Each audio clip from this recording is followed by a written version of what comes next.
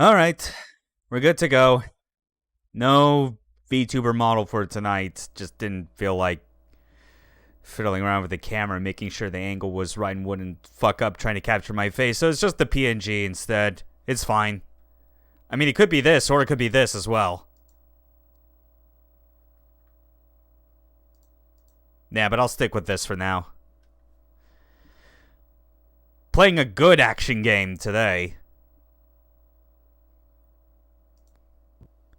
Dare I say, the perfect action game. I needed an excuse to play this again after getting through Bayonetta 3 this weekend and being like, man, I miss character action games not feeling, even as good as some of them are, not feeling as good as something like this.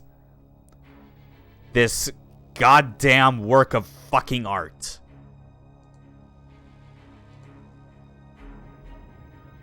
Oh, man. Fuck it, I'm just gonna sit here and let, like, the Attract demo play out, because it's always a good thing to watch. So yeah, this is very much gonna be like a stream playthrough that, like, its two purposes are to just indulge in my love of this game and wanting any excuse to play it again, but also just as well casually talk about the genre and Bayonetta 3 as far as just kind of like what I've been feeling about that game ever since finishing it on Sunday.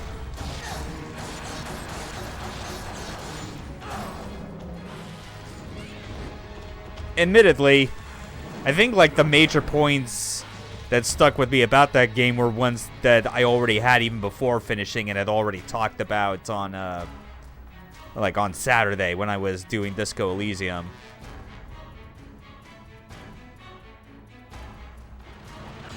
And just the main conclusion that I had come to for a while now, and that game just reinforced, where I absolutely hated how like these sort of action games do not understand anymore like what is an acceptable like feeling of power to have for like a starting character, and like how many like tools starting out is enough for it to feel good and not like you're missing something.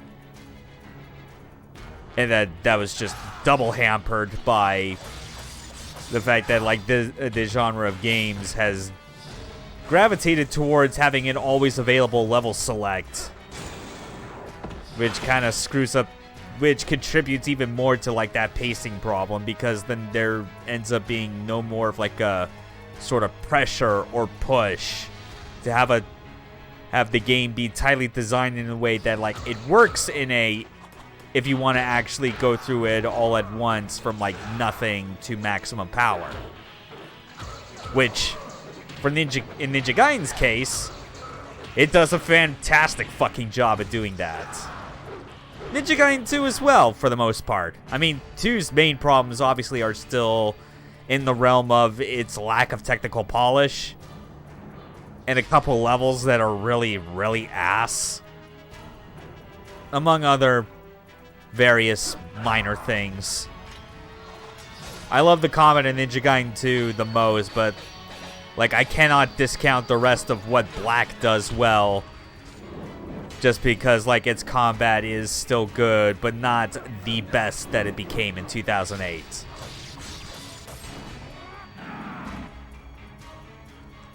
Such a cool shot to that. I fucking love it. Alright. Yeah, we're not doing Master Ninja. I'm doing this to relax, take things easy, while also getting every single Golden Scarab, Lives of the Gods, and Spirit of the Devils along the way. And we're going with the DOA 2 outfit. The evil dark dragon blade. And I'm skipping the cutscenes as well, because I don't care. Focusing all on gameplay. It's not necessary. Hell, even if I had the cutscenes playing, they'd be very short. Way shorter than Bayonetta 3's, that's for fucking sure. Jesus Christ. Like, no joke, thinking back to, like, that first playthrough of Bayo 3, I'm genuinely more upset at the cutscenes over how long they are as opposed to, like, what sort of contents were in them. Because that would require me to have ever given a shit about Bayonetta's story in the first place. Which it doesn't really deserve that. Oh, yeah. But it's like, oh. Yeah, just get it for completion's sake, even though I'm not reading them. Okay.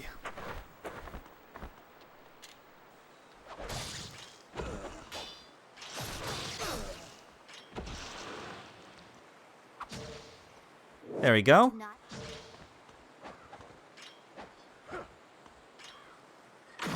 Alright. So far, so good.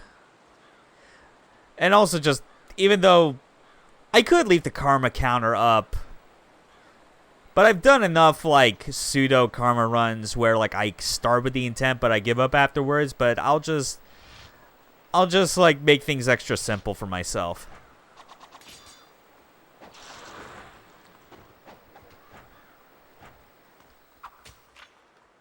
Doesn't mean I'm not gonna... Ah, damn it. Well, so much for that, actually.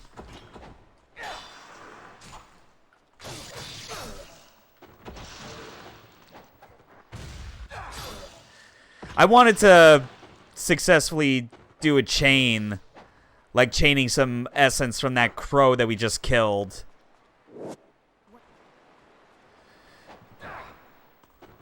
And get it into like an ultimate technique, but alas, that was not the case.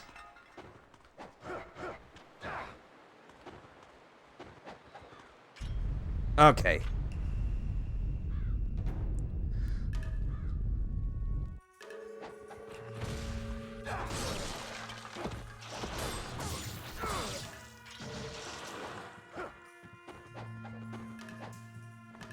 All right.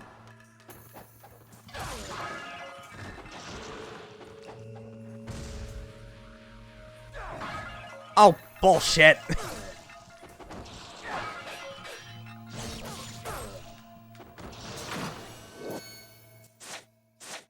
Okay. Yeah, it's still obviously been a while since I've done this. Nice. There we go. Yeah.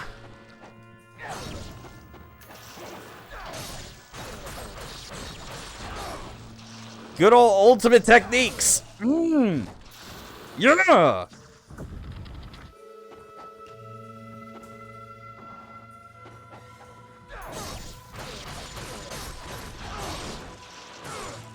Very nice.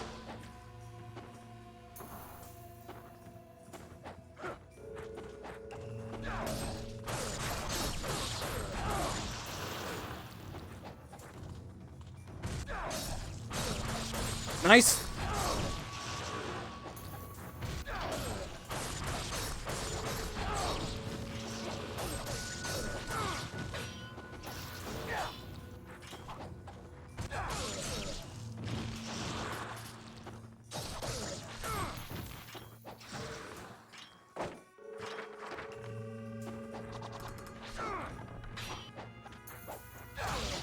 Ah.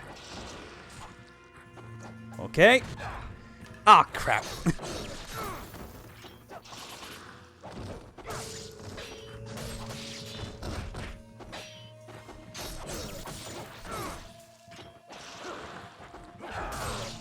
Oh, look at that double decapitation.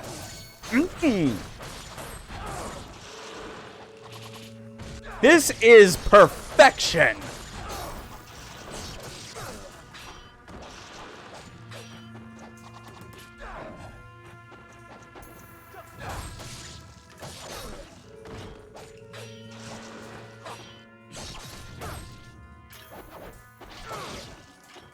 Okay, there we go.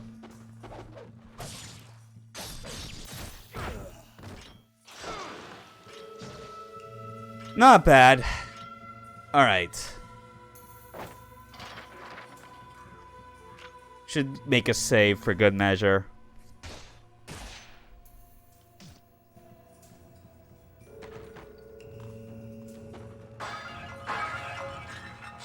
But yeah, if there's just anything that I greatly appreciate about Ninja Gaiden, like, more and more as like the years go on and we like occasionally still see like new character action games come out from time to time, especially ones in legacy series like Devil May Cry or Bayonetta. It's like, man, like this game is able to justify itself not needing the ability to go through a level select or New Game Plus. Like, it is perfectly fine and playable.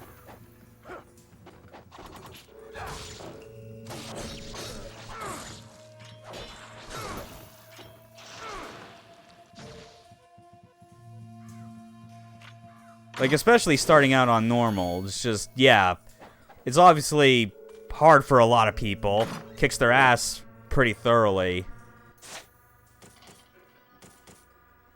So much so that you would think initially that it's like, man, you must be severely underpowered. But the answer is no.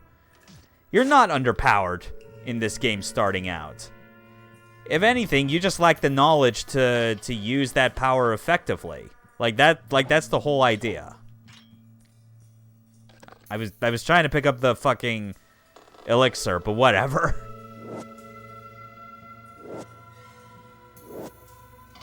But that's fine.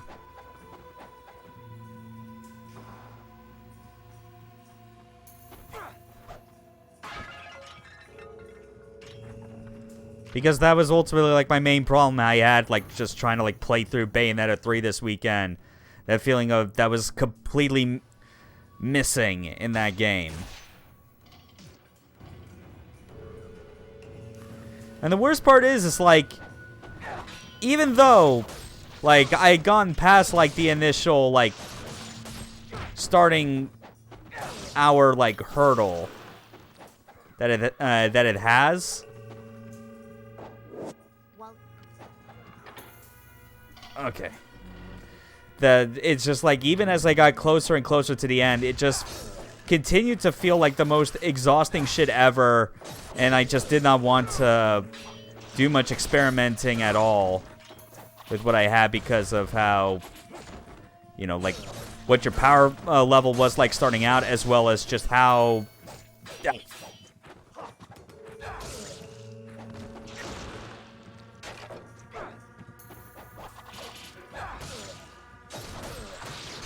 Yeah, I actually need to focus a bit right now, of all things. Ah, shit. Oh, well. Honestly, it's fine going into the fight like this. I know how to just handle Mirai on this difficulty.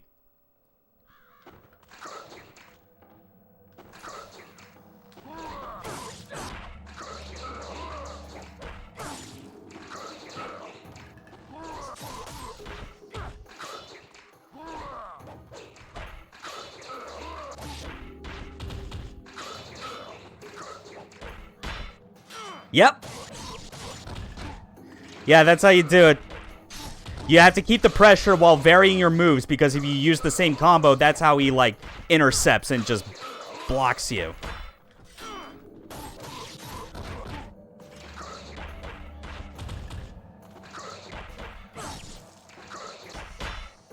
Yep. 3 in a row.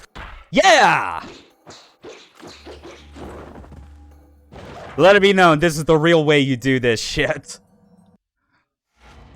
If you're still playing Ninja Gaiden 1, and your primary option is to, like, do, like, the wall jump flip into downward heavy attack, you're doing it wrong.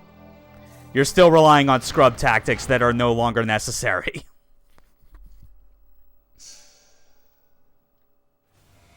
Alright. Pick this up as well.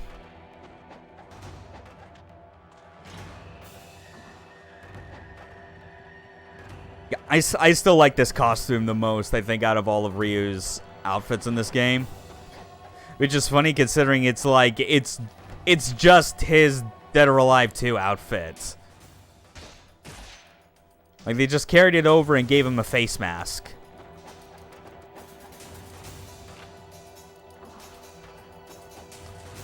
But it still looks so cool and distinct on him, you know? No, I didn't want to press X again just to go back through the door like that.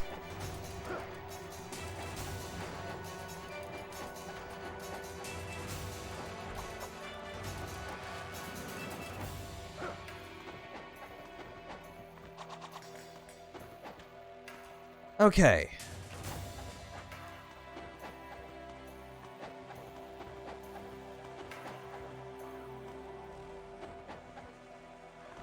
And still just like a strong opening to this game still after all these years. Also very nice going back to this and also knowing that I don't need to bother with other versions of Ninja Gaiden if I can help it. Well, save maybe for an exception the Hurricane packs. But obviously I'm just throwing shade at Sigma because of course I am. Even though Sigma 1's totally fine as is, it's just not better than this. It just isn't.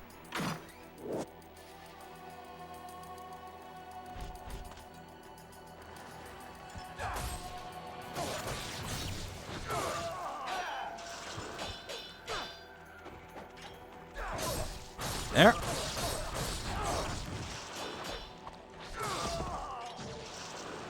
Okay. Kind of wish that UT was able to kill both of them. God. I think this still looks so... Will you please? Oh my god.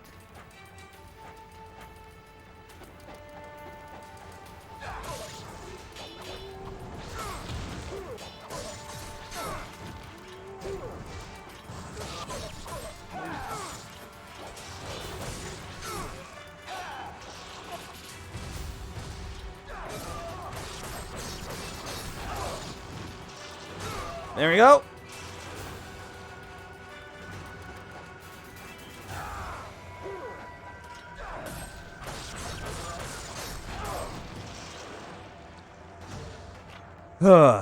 No matter how many years pass, no matter how old I get, I am never going to fucking tire of of landing a good old ultimate technique. It is pure bliss.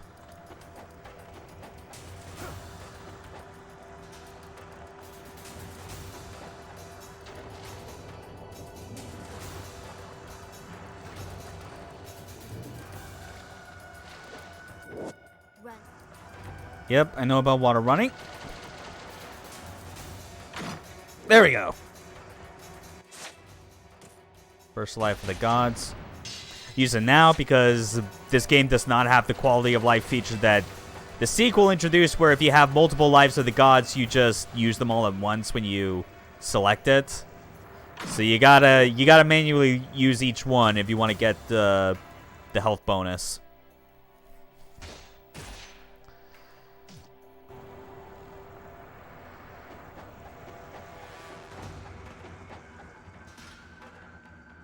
Okay. Here we are in the village.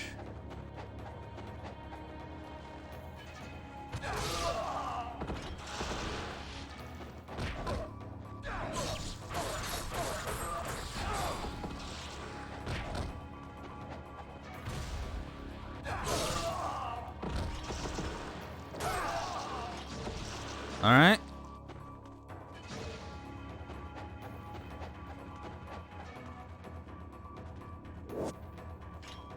Statue head. I know where that goes. All for a puzzle.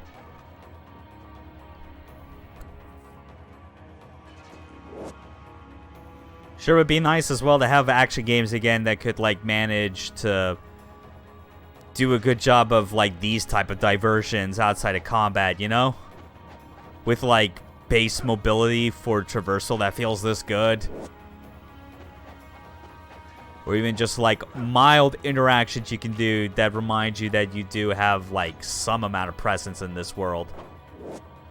Yay, Lunar! Might as well.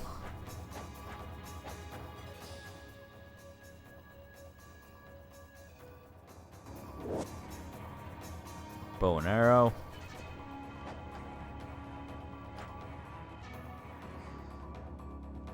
Okay, and the Muramasa shop.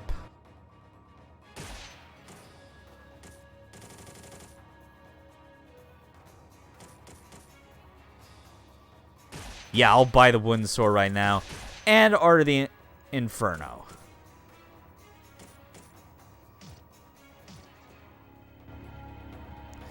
Because that's like...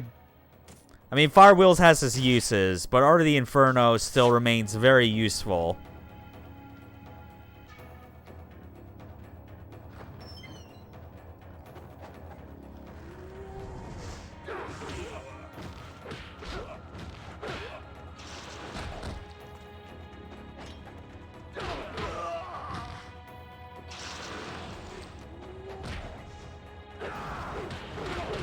Yeah.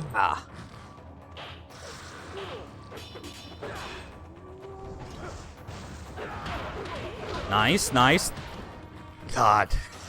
Even though it's technically slowing down the frame rate and game speed, I don't mind it as much considering it's basically exclusive to whenever you do an ultimate technique. Like, it's unleashing so much power that that you honestly don't mind the idea that, yeah, it's totally breaking the world apart at the seams.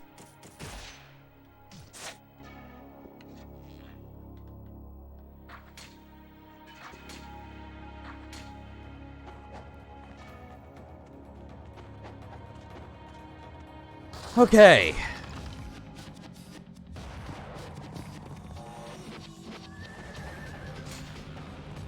Oh, come on!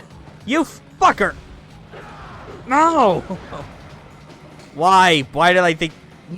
Okay, fine, we're doing this old strat, I guess. Because this is literally the safest spot you can be to avoid getting hit by arrows.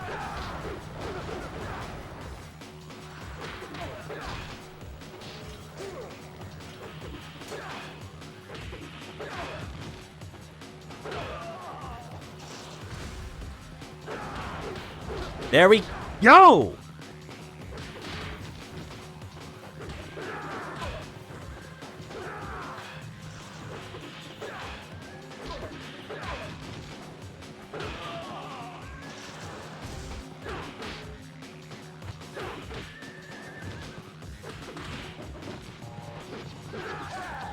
Oh, come on. How the hell do you hit me out of the air like that?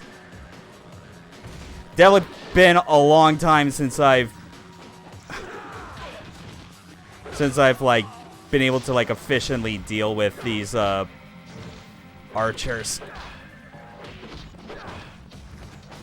Or just horseback samurai in general. Because, I mean, yeah, the archers are obviously a pain in the ass. But, whatever. And meanwhile, I mean, like, hey, I'm playing my favorite game ever.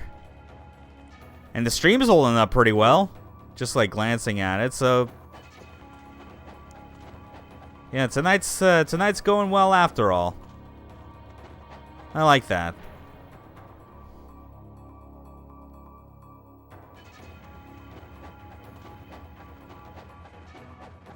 I guess I should also add a bit more specifically, I guess, hey, why Ninja Gaiden Black? Why did I decide for this to be the next game after deciding that I was done streaming Disco Elysium? Well, that is a very good question, considering I was mulling over it quite a bit Saturday night. What the hell am I going to play next? And, like, pretty much, like, I think, like, like, you already heard part of the reason at the beginning where I described it as I needed to play an action game that reminded me of what good pacing in this genre should be like, as well as good progression. But also, like, the other thing about it that was, like, fortuitous, I'd say, was,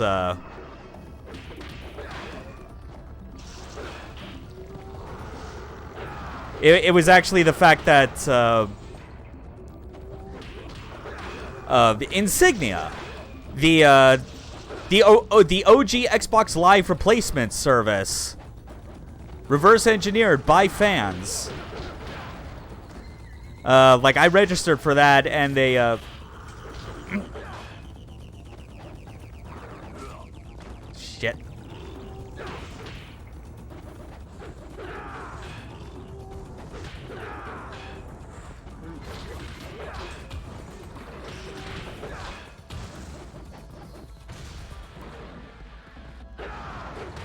There we go. Oh, God, I'm just in time.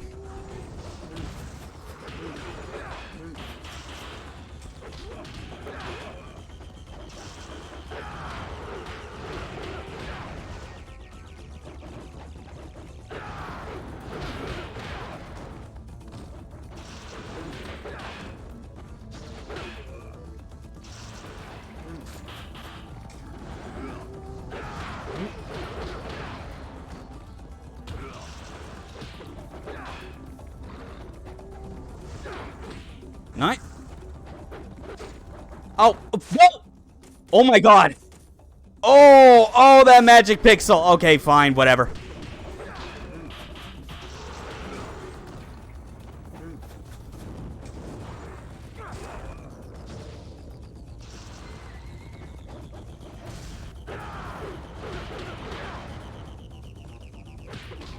There we go. That was definitely well over time, but it's whatever. And we got counterattacks. A technique that, you know, could have made this chapter a bit easier. But this game is confident enough in its design and everything that, like, you don't really need it. It's for the enemy's next chapter where that's most obvious, really.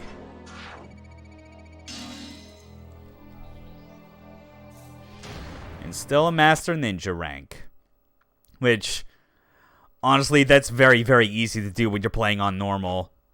You're just diligent about, like, doing everything, making sure you destroy all enemies, get good essence out of it, don't waste too much of it on the store.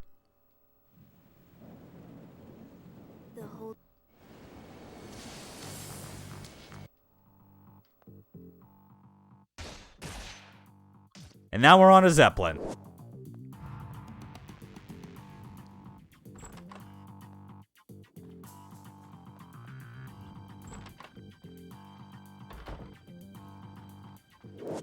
Go into these unoccupied cabins, get their items. You know how it goes.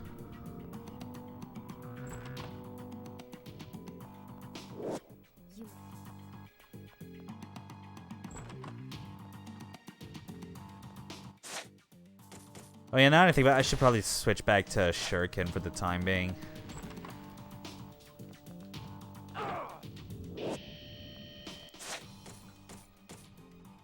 And the Dragon Sword as well, I think. And yes, with all the stuff I'm going for with this playthrough, it being on normal, you absolutely bet I'll be getting enough money for the unlabored flawlessness.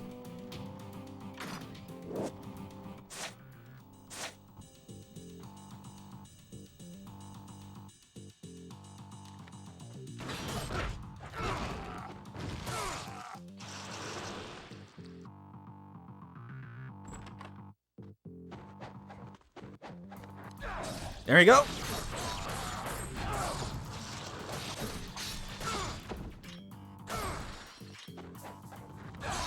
Oh!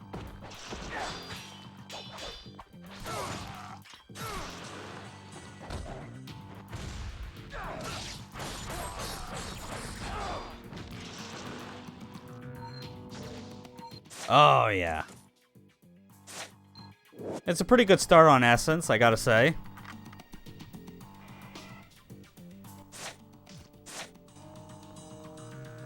But yeah, like, oh yeah, that's right. I was talking about Insignia. Like that OG Xbox Live replacement project that like people have been working on. Like, I registered for that, hoping it won't be too long waiting to get like the activation code I need to take part in the testing for it later this month.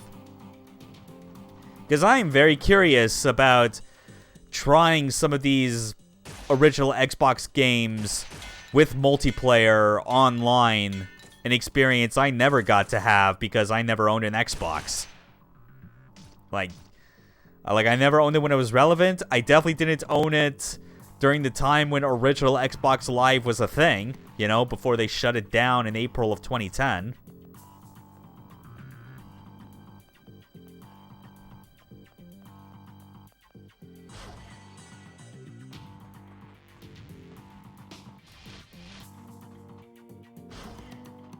So, depending on how things go, especially with, like, my network connection, with, like, wired, especially, considering my power line adapter situation I have to go with.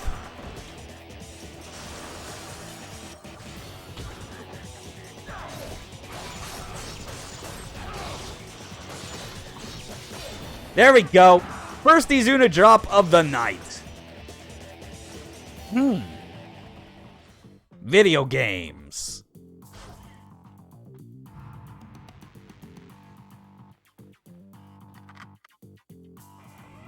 Yeah, just unlocking that so that it's faster going back through here.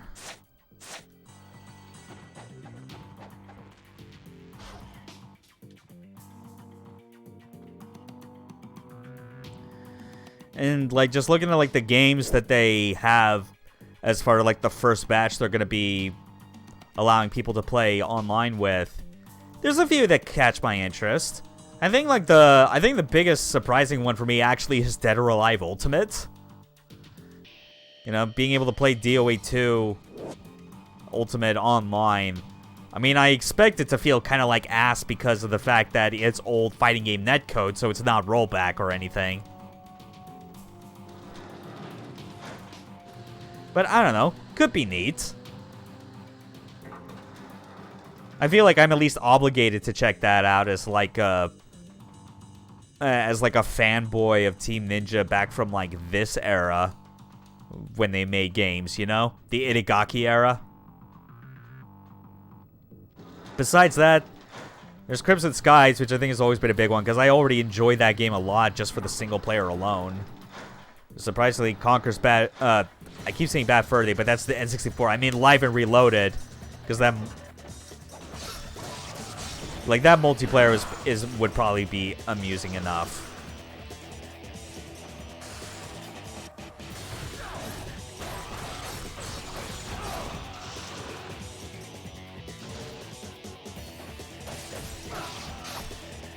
Oh, yeah.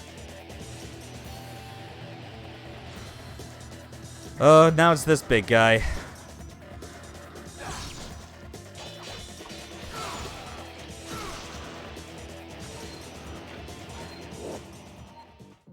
ID card acquired. And also, I guess, actually, last thing that is probably, like, the most crazy one to think of that is on that initial list is Phantasy Star Online, because I almost forgot that, oh yeah, there was an Xbox original version of PSO, like episodes 1 and 2. And that was one where it's like, oh yeah, apparently it was like so explicitly tied to Xbox Live that you can't, unless I'm misremembering something, I guess it's like you can't play it offline in any way.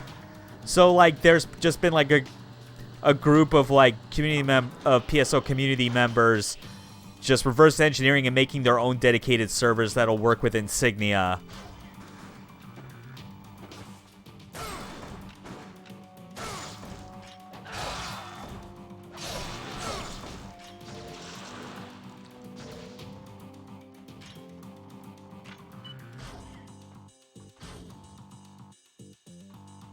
All right. Might as well save here.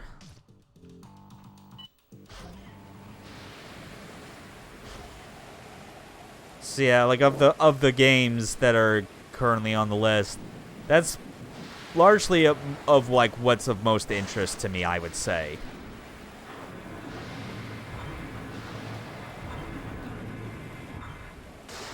There are definitely other games that I would have liked to see on there as well, but it's whatever. Like, it'll come eventually. I'm pretty sure that, like, support for like, Outrun, like, 2/2006, that has to be down the pipe somewhere. Because I would be down to play some Outrun 2 online, you know? That'd be cool.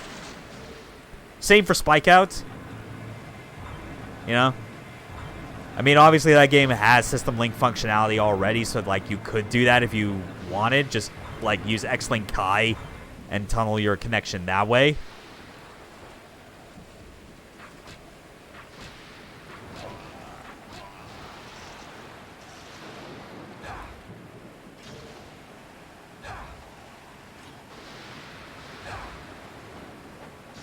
There we go. Successfully drew the essence our way without absorbing it. It's a lot of muscle memory with this game that just doesn't leave you after a while. And even then, with this game, I already felt like I was part of the way to feeling like an expert when I started, like, playing this and Sigma, like, several years ago. Just because, again, it was the sort of thing where... Okay. Whew, that was close. I didn't want to have it I didn't know if it would accidentally push me too far in the air with an air combo that I would possibly, like, Izuna drop him off of the Zeppelin to the ground and therefore kill me as well. What a careless repair job. They trying to make fun of ninjas? Now let's smash everything. There we go. But yeah, the Outrun games, Spike Out. I'm sure the biggest flex would be like getting Steel Battalion Line of Contact Xbox Live restored. Because I still remember the times I tried playing that game, you know, with like members of like that community, getting an understanding of how mechanically more advanced and different it was compared to like to the original Steel Battalion, as well as the fact that like I don't know, like my setup for like reliably doing X-Link Kai stuff was like real trash back then, but now I have a network hub for like all of my wired connection stuff, so maybe it's more possible now. I don't know. I guess, well, at the same time, if I'm going to be playing original Xbox games online again through Insignia, then I would have to be sure that, like, my wired connection for those is actually solid, you know?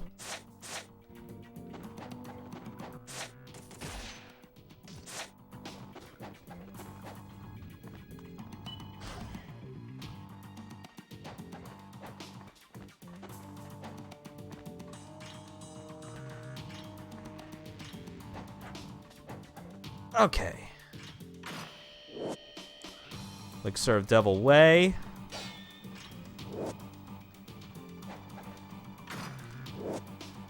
Another talisman.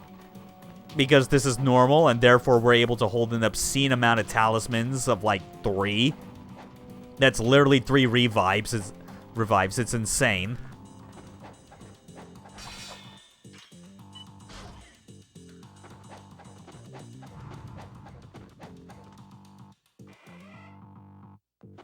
Alright, let's check back as well with Muramasa. Because we have some scarabs that we can actually turn in. And that'll be necessary for another item we need. I'm also still going to get, Armlet of the Sun. And equip that because you could always count on having some amount of extra damage buff. Even though it's very small. Like, people recorded that it was, like, calculated to be a 5% increase.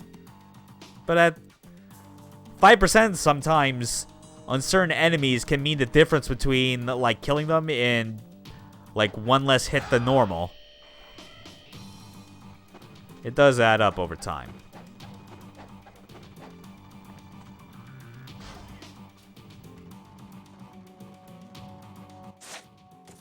Let's actually do something funny. Because of how this game works with, like, enemies activating, whether they're on or off camera.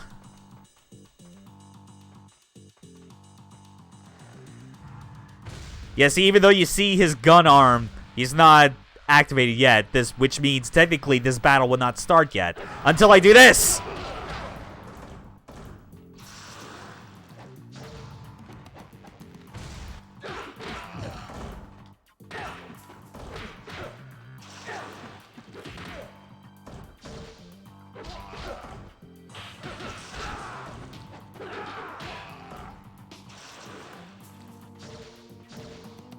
Not bad.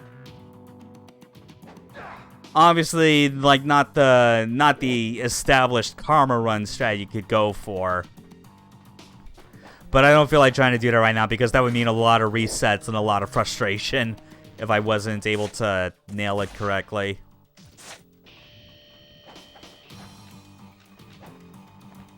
Oh, crap.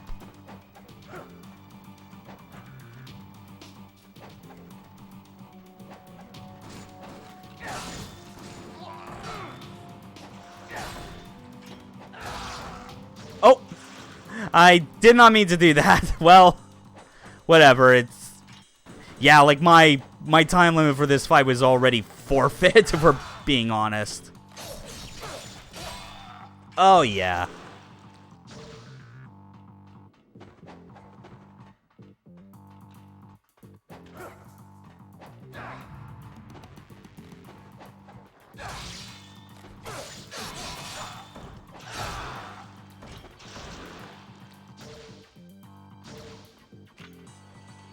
Very nice.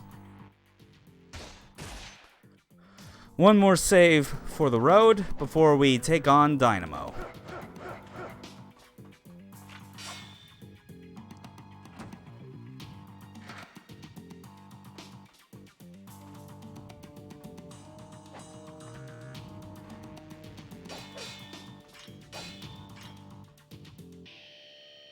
You know, thinking about it, so I'm actually wondering, how many stream sessions do you think it'll take for me to, like, get through, like, just this normal playthrough? It's got to be at least 3 at the minimum, I would say.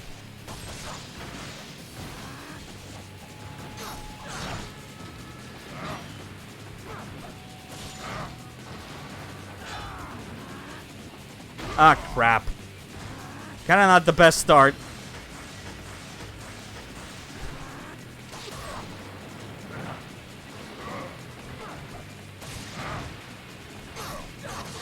That's...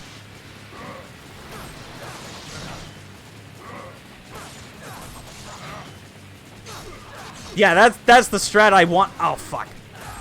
Yeah! Flying Swallow actually connected that time. But yeah. But of course, like, my essence score is kind of tanked, whatever. All because I... Wait, did I even equip? Oh, well, it doesn't matter anyway, because normal mode just, like, hands out Master Ninja ranks like crazy unless you are real stupid and miss, like, a vital encounter of some kind. Oh, yeah, I'm... Silly me, I didn't even equip the damn thing for that fight. Yeah, with how fast I'm going, like, if I was leaving cutscenes in, this would have been, like, an hour into the playthrough. But now where it's, like...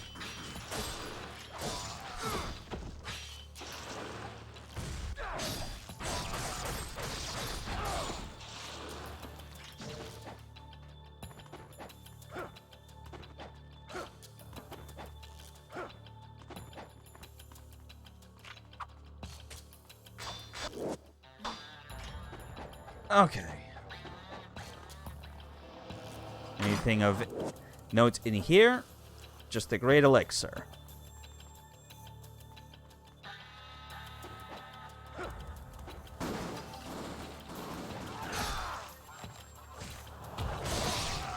There we go.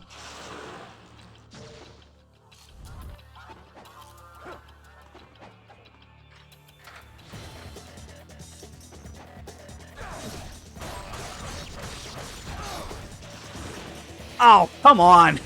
It's like they knew.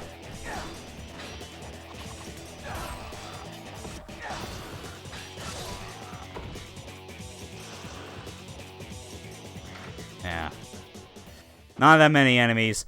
I feel like over time I've become so used to kind of seeing what people have to deal with, like, on Master Ninja or like, difficulty as far as, like, the enemies that spawn in just this arena.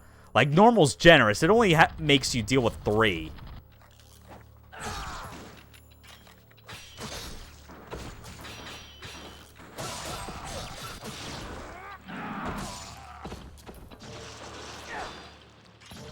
Alright.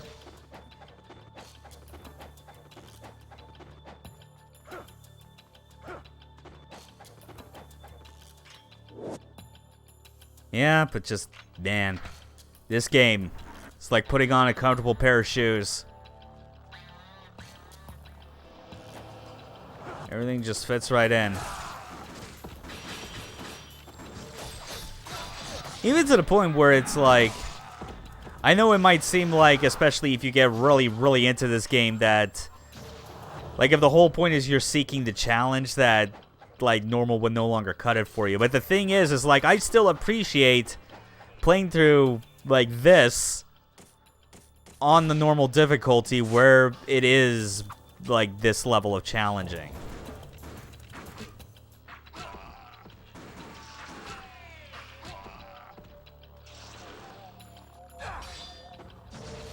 There we go.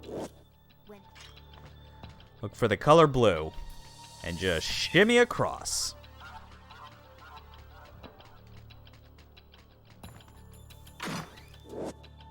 Hey. You just got an ad for WWE showing up to Saudi? What the fuck?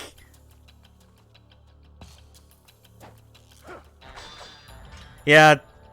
Yeah, it's technically more of a PNG, but don't tell anyone. Technically, PNG tubers are still VTubers. That's basically it. How you doing, Wrath?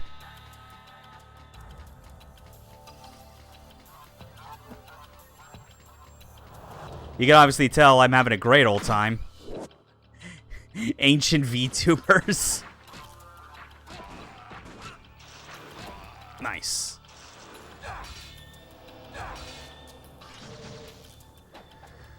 Excellent.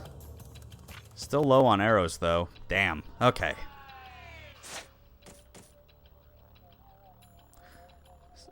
Still going for pure plats and caught up on Chainsaw Man. How are you?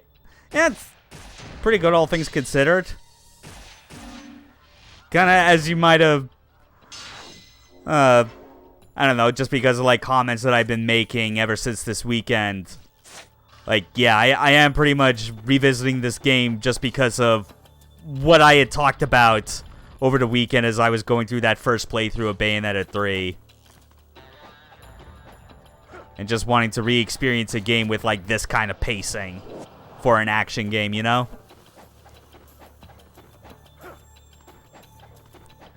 That said, for all, like, my lukewarm / bitchiness about the game, I have still been I've still been chipping away at Bayo 3 whenever I have the time and energy to spare, you know?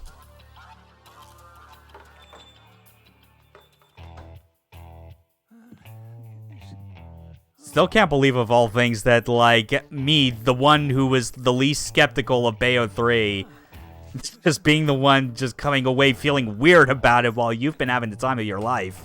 I'm almost envious.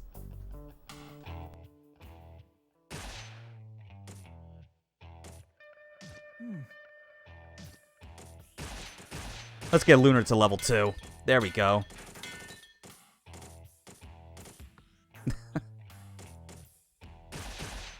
Yeah, just still blows me away. But hey, at the very least, like this morning, I finally got Alruna. Or, like the whips from Bayo 2.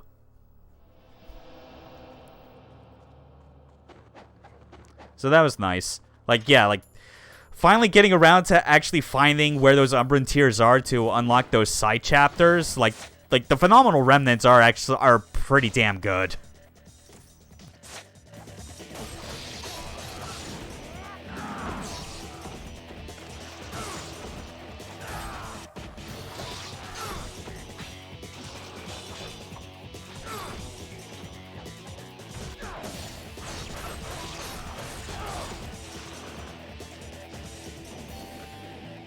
Yeah. Still, even as it stands, because, like, I'm still kind of in that mode of, like, I'm just trying to, like, get, like, all the extra unlockables and secrets that I can. Dante came back, Bayo came back, Kratos fucked off, time to be bitchy about Ryu coming back. You say that as if I had ever stopped being that. It's never stopped for me. Oh, jeez. Fucking...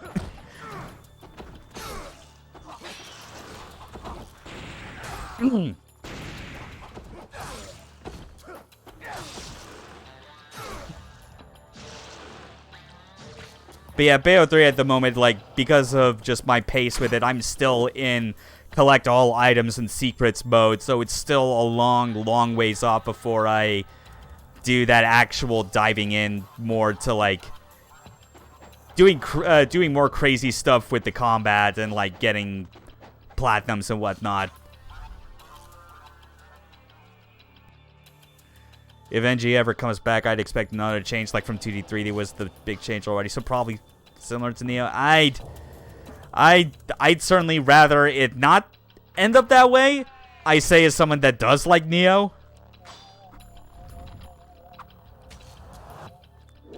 I feel like you'd only get that kind of change if it ended up going to, like, a different developer at Tecmo or outside of Tecmo completely.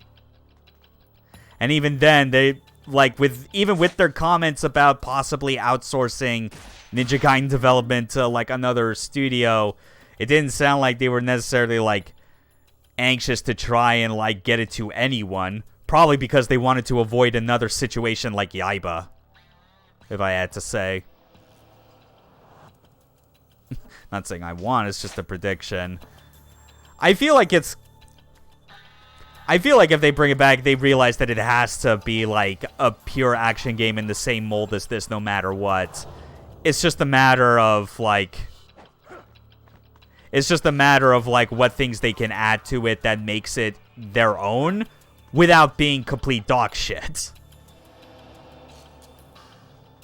Because I have already made my peace about it, like, years and years ago, that just, you know, we're never going to get another game like Ninja Gaiden 2, for instance, you know? Like, a Ninja Gaiden 2 that isn't, like, rushed to shit trying to come out. Because, oh boy, that original game needed the extra time. As well as the iteration afterwards to become a Ninja Gaiden 2 Black. Maybe it's enough to convince them. Hopefully. And I certainly hope at least... yeah, like, at the very least, I would hope that... if there's one thing that I would want Modern Team Ninja to, like, understand and, like, succeed with for a new Ninja Gaiden, more likely an NGB retread. I mean, like, if that came about insofar as, you know, like, the structure, I mean, I guess that would be, like, something.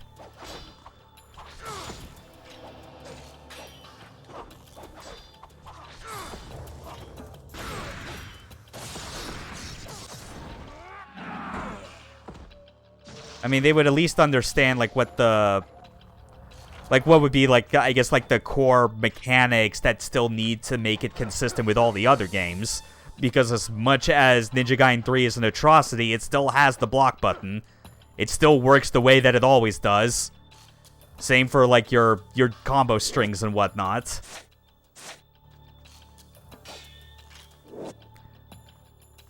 I don't know. There's all sorts of different ways that could go about it, but it's like... there's really only two...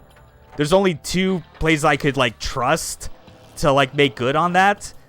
One would be at Team Ninja itself, as long as Fumihiko Yasuda actually got his wish to direct it. Because I fully believe that he's earned that right after successfully, like, handling the Neo franchise. And the other, as mentioned before, is Soleil, because, surprise, surprise, they're ex-Team Ninja devs. Men more on how the combat works. I can see the structure too, if only because they're mostly doing their own version of Souls lately. Yeah, like levels that give you the sense that they aren't just linear corridors with spectacles surrounding them. That would be a leg up. I mean, the other thing that I feel would be a leg up, getting back to what I have lamented being kind of falling to the wayside with action games as of late, is just nailing the feeling of, hey, even though you're starting with the bare minimum, you still feel powerful and that you can take on the world, and you're still getting, like, a full grasp from minute one of what the combat is like, what you're fully capable of and all that. And that it gives extra reassurance that if someone wants to do something like what people have done for Ninja Gaiden 1, you know, like level 1 Dragon Sword only runs, no Nimpo and all that stuff, that is totally doable. That would actually be the big positive for me, because it would alleviate the problem I've had where it's just like, after stuff like DMC5, after Bayo 3, like, just the thought of ever playing those games again from scratch, I never want to do. Ninja Gaiden 1, in all its iterations, and even Ninja Gaiden 2, to an extent, because of weird balancing issues, I don't mind being able to, like, just playing through this game from scratch, you know, like the same kind of effect as something like RE4, or starting a fresh new game of Devil May Cry 1 for the first time.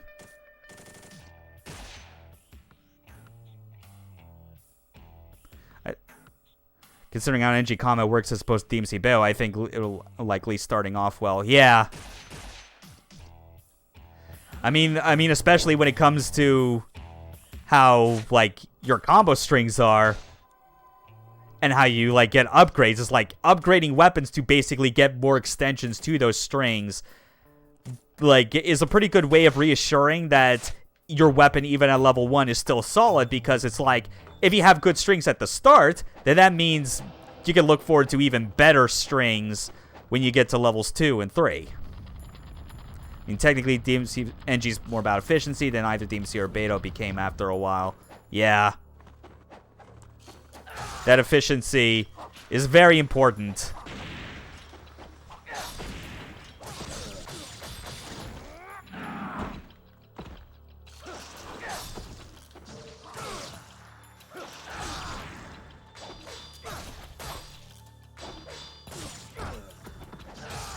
Nice.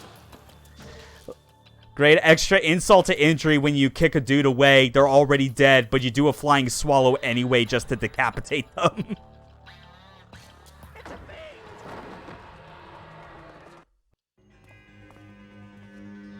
All right.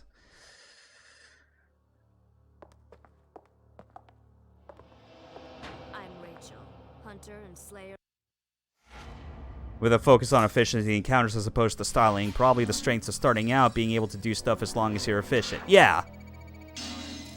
Yeah, absolutely. And even then, it's like, with that kind of always moving from one stage to the next pressure, no ability to, like, go back as you're upgrading, like, obviously still keep that, but at the same time, I would greatly appreciate if there was a new Ninja Gaiden that had the best feature that was ever added to these games after Itagaki left, and not have it be saddled with games that were deeply compromised, which I'd already told you about was Chapter Challenge, where it's just, here's a separate mode for choosing any level you want to go back to, and unlike the main game, you just have everything unlocked right out the gate, so you can fully enjoy it and, like, compete for score. Like, that works. I would gladly have that in a new Ninja Gaiden that manages to, like, be fun out the gate and actually make you feel powerful. Because, oh boy. Sigma 2, you did not. And the less said about Ninja Gaiden 3 in either of its iterations, the better.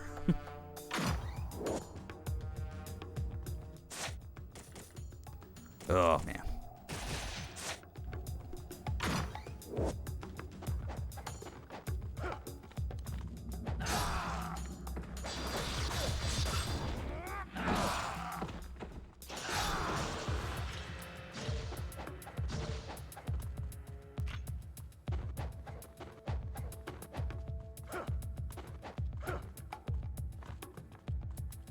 There you go. An old game machine sitting here, but there is no game in it. Ninja Gaiden got both DMC and Bayo beat on the first sequel, but loses hard with the third. Ooh. Admittedly, when it comes to that DMC sequel, I think I know what you're talking about, but my mind still likes to think that doesn't exist and that DMC3 was the actual second game of all things. But I get what you mean. Like, yeah, it is amusing just like looking back at like that disparity. Because more than like any of these other sequels, because with Bayo 3, for all my gripes regarding like its content size and pacing, who could forget that? Yeah, like I think for me it's like the oh god, I think I just lost my train of thought. God damn it. Yeah, oh yeah, with Bayo 3, it's just the fact that it's like, I don't think I could like put its combat as being, and like its encounter design as being better than 1. But, you know, we're on the same page about this one. Bayo 3 succeeds at being different enough to stand on its own, and thus solves the issue that Bayo 2 had, where it just comes off as, oh, you're just Bayonetta 1, but worse in every way. You know? It brings more interesting ideas to the table and sticks with them, even if they're kind of messy in the implementation. So it's like combined with that, combined with Itsuno bringing more of his fighting game influence to DMC with Devil May Cry 3. But yeah, to me, those still like still do not compare to the jump going from Devil May Cry, from Ninja Gaiden 1 to 2. Just that feeling of like an insane paradigm shift in how like the combat, even though it ostensibly controls the same and shares the same mechanics, everything else is contextualized so much differently.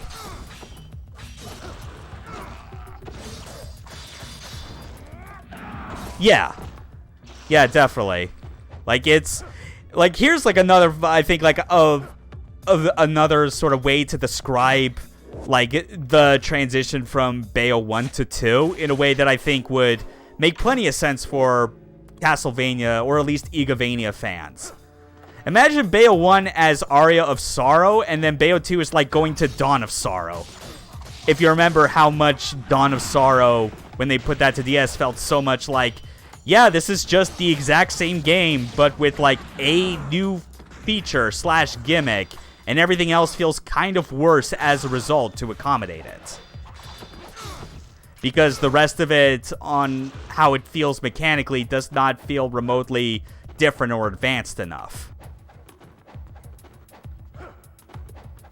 Bayo 3, meanwhile, is like, yo, it's like, yeah, it's like you went to a different Castlevania game, but you actually took the time to, like, properly implement, like, new mechanics and rethink, okay, are some of these things that we had before necessary anymore?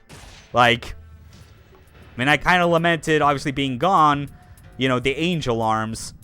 But after Bayo 2's Umbran Climax made the incentive for torture attacks and Angel Arms completely, like, worthless, I don't miss them being now in 3 because they found other interesting things to focus on. Oh my god.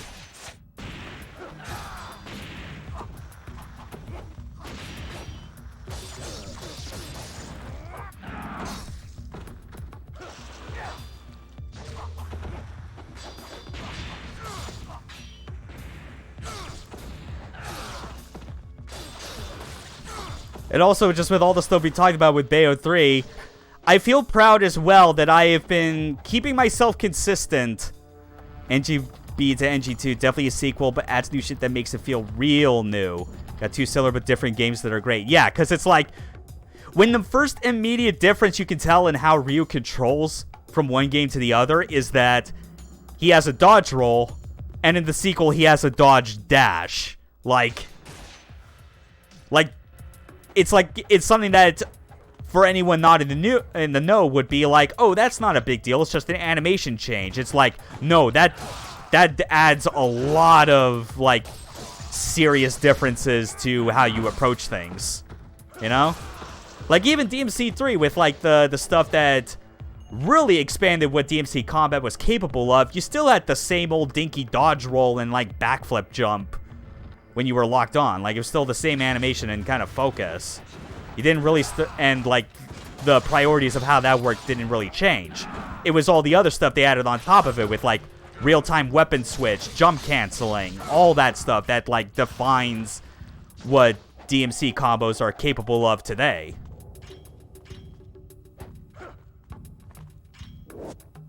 And now with Bayo 3, we've got, like, yeah, we basically recontextualized what you originally thought as Wicked Weaves as being just of like another version of like your heavy hits. The real Wicked Weaves in like their core application of everything is the summons. And oh man, like those demons, I fucking love all of that like variety that they got. So much more than even I was expecting on that front. Clock Tower is still like I think the nuttiest thing that they have added to that game as far as like infernal demons.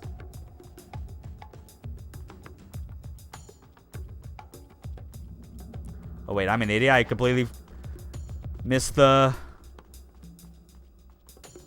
Yeah, I gotta go down here first.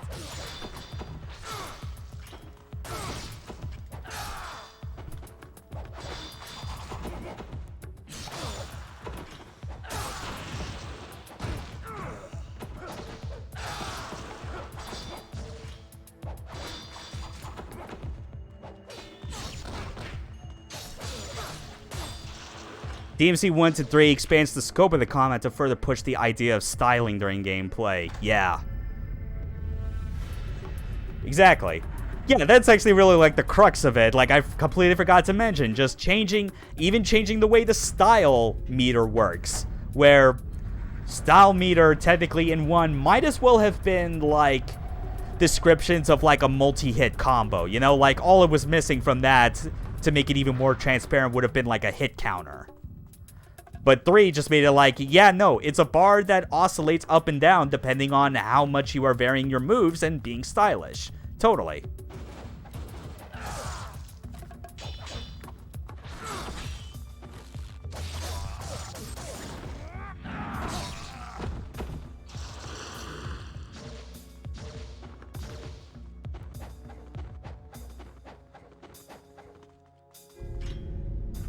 I have no idea why I decided to close this, actually. Whatever. It's not like I don't even really need to go back there right now. It's fine. Ugh. And Bayo 1 to 3 expands the size of the combo with an additional weapon, pretty much. Summons work like guns in an old DMC way, pretty much, but with the almost the opposite effectiveness on the scale of damage. Yeah, I can see it's like guns. Like, to me, like, I still kind of stand by it basically being, like, the replacement for how Wicked Weaves traditionally were. Because of how it's, like, your... especially when you take into account Wink Slave, considering that it's basically, like, the combo ender that you would have had normally with, like, a big Wicked Weave. Because it's the major thing that, like, uses magic, you know? Especially if you want to, like, quickly use it for something like you did with Tetsuzanko or Heel Stomp. They made it work, it all feels powerful, and pretty much all the enemies just avoid, like, the core problems that they always had in Bayo 2, of just, like, constantly, like, bursting themselves out of your combos. So how do we improve Bayo's excellent moveset? How about we don't and just add a new one and add basically a second weave? Yeah, and also kind of hamstring you for the first few hours so you don't really feel like you're fully getting everything you can out of it, but... Oh, no, that's just me. I'm never gonna let that go. That said, though, mutual of ours, Pensive, looking forward to kind of seeing what his thoughts on the game will be after he finishes it. Just to kind of see how things end up as far as, like, consensus between Eternal Gang and whatnot. Because Gags likes it, you really like it, I'm, like, appreciative of the things it does well, but I'm otherwise kind of lukewarm. So I'd be curious to see where Pen lines up, considering his fairly decisive takes, I would say, compared to plenty of everyone else that we know, like, on Discord.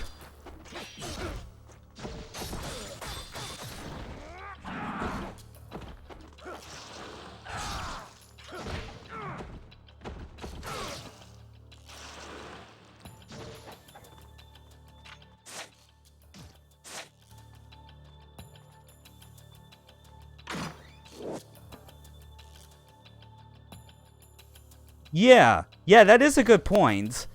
Like, yeah, because it's technically an optional thing. Granted, I've done it out of habit. You know, always ending it when I have, like, a demon selected that is available to use. But yeah, otherwise you can totally just stick to, like, what would have counted as a traditional Wicked Weave as, like, the combo ender. Especially if you're using it for, you know, like, the smaller enemies. Since they're the ones that... You know, summoning a giant Madama butterfly to stomp on their ass is probably overkill. Definitely. So we'll know for sure just kind of what like the kind of like average verdict will be. I do hope though, like even with like the fact that that I'm still very critical of that game's pacing. And just content size being kind of a detriment after a while, that, like, I do hope when I'm far enough in and can feel more comfortable about going for score runs on that game, that my opinion will genuinely improve. Because I want it to. Like, that entire combat sandbox that it has is genuinely very good. Like, just from, like, an option standpoint alone.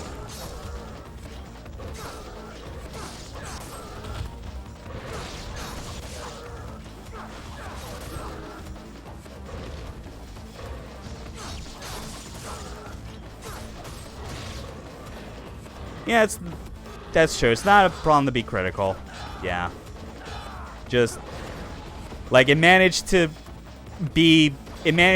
like, meet and even sometimes exceed my expectations in the areas that I felt were most important, which were all related to combat. I was already prepared for, like, the art design of how the game looks in engine to be, you know, kind of garbage. Because it was already just visually and performance alone, it wasn't looking that hot from all the trailers. And I expected the music to sound like it would in how Bayonetta music would. It really was just the level size and density. I was fully expecting something that would have been compact more and terse. Weirdly enough, it's probably the one thing where I'm actually fine with, like, saying, yeah, in comparison, Bayo 2 is actually better in this regard, I'm gonna say. I'd much even though combat in that is its own type of, like, weird, frustrating mess, I still rather have those levels being as short, maybe inconsistent in length as they are, because there are plenty of stages you go through in that where it's just boss fights or dedicated just to like a level gimmick.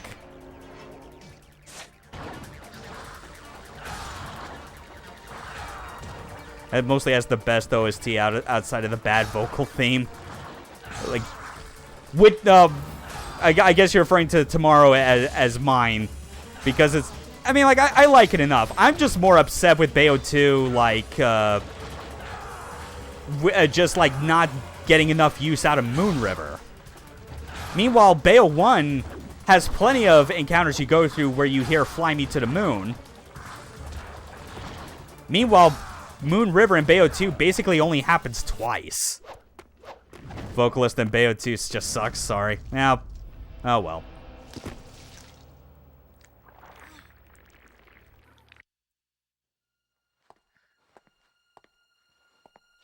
Admittedly, I think when it comes to, like, the music in Bayo 3, the tracks that still stand out to me the most are the ones that are just straight remixes of Bayonetta 1 music. Like, I had a hell of a time. Sounds like she's in Christian. Oh, Christian rock band from the aughts. Ooh. That's funny. I feel I would almost think you'd be saying that about fucking Viola's theme, which but that's just because I feel like that's an extra level of corny to it that I find extra appreciative. But yeah, stuff like Red and Black, Riders of the Light, the third climax mix of Let's Dance Boys is, oh my god, yes. And then as far as new music, I genuinely, I cannot stop hearing Viola's battle theme in my head the entire time. Like, it is appropriately different in the right ways from how, like, Bayonetta's battle themes usually are, because she's not Bayonetta, you know? She's not the Bayonetta we know. She's literally, like, a witch in training who's a huge punk rocker and also kind of a dork, which just makes her even better.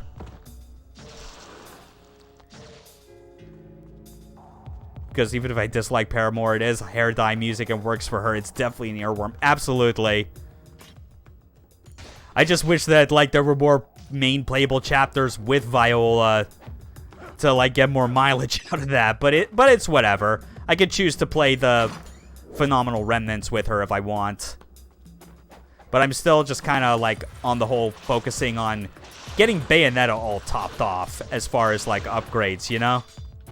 Like, getting all her infernal demons upgraded, all her weapons upgraded, and then I'll do what I can to dig in more to Viola and understand a bit more what the hell it is that Taps is going on about, how she's basically a DMC character, which still is kind of hilarious to me thinking about it. Yeah, Bayo's elegant, some more feminine Frank Sinatra covers. Viola's pop-punk energy is a different type of girly that works for her. Yeah. Which, if they... Yeah. Yeah, it still feels weird because I feel like even if there are some things... Yeah. Yeah, I knew you were referring to, like, tabs in that instance, but... Just because of, like, I could maybe see, like, on the surface what he's talking about in describing how she's kind of like Trish. But that's also, I think, just the thing where Tabs is just kind of a weird guy who always goes for the side characters. Again, he's basically the only one that, like, reps Trish the hardest out of all the playable characters from 4 Special Edition. Because otherwise, it's like to me, like on first, it's like, yeah, she's like a Bayonetta take on like on a dedicated like block parry character with a different and especially in regards to like a sword user, because we've had the sword weapons in Bayonetta 1 and 2. We know what their hold modifiers are. They're straight up like you hold them and then unleash for like a single powerful strike, like Iaido style. Whereas hers is just more like, no, it's just like a regular like charge modifier that you let go of it, and then it's just like a more flashy flame effect version.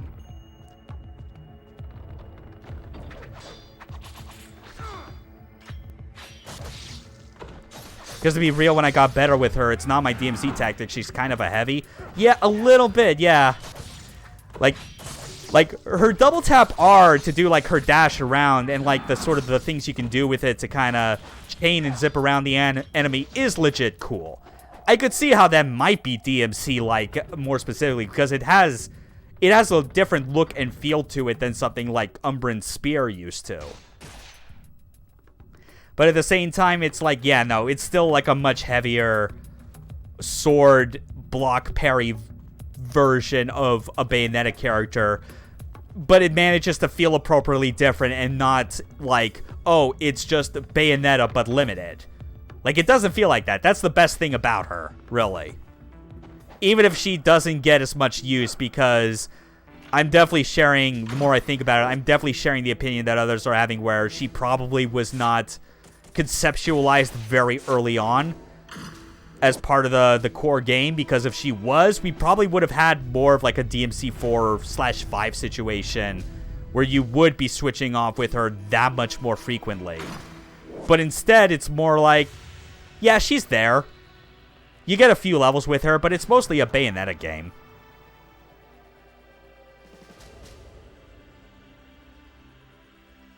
Oh, yeah, okay. Yeah, do feel free to share the theory. Yeah.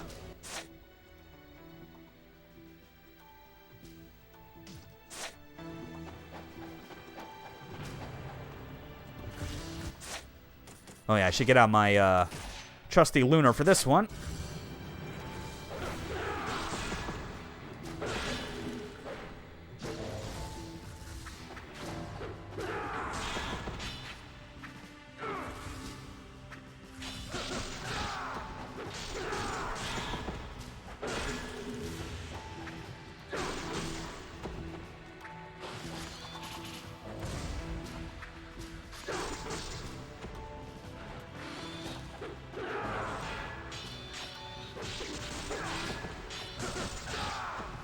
She was in the game in the same way all these games had kits to string Bayo along the story. The decision to make her playable probably came to be in the last 2 to 3 years. Ooh.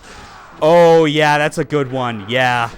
And also even reminding me that there was that one gimmick bit in Bayonetta 2 where you did technically control Loki, but it was basically like just like an auto like set piece running section anyway. So like that didn't really count.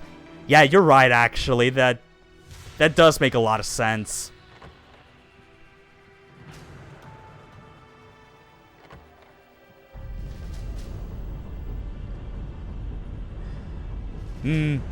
Yeah, it's a good call. But yeah, it's like, man, I still can't recall exactly if there's ever been any confirmation that Hashimoto was the one that initially being the director for 3, or if that's just something we assumed it was based on all the doomering because of how Bayonetta 2 turned out. Yeah, I definitely doubt it was probably anything to do with like Helena, because it's like, yeah, I would not... Yeah, just... The multiverse stuff already, I feel, is a pretty flimsy excuse for fans to try and cope with why Helena didn't come back. Besides the fact that, you know, we now know that she wanted way more and then proceeded to burn her career about it when they didn't bring her back.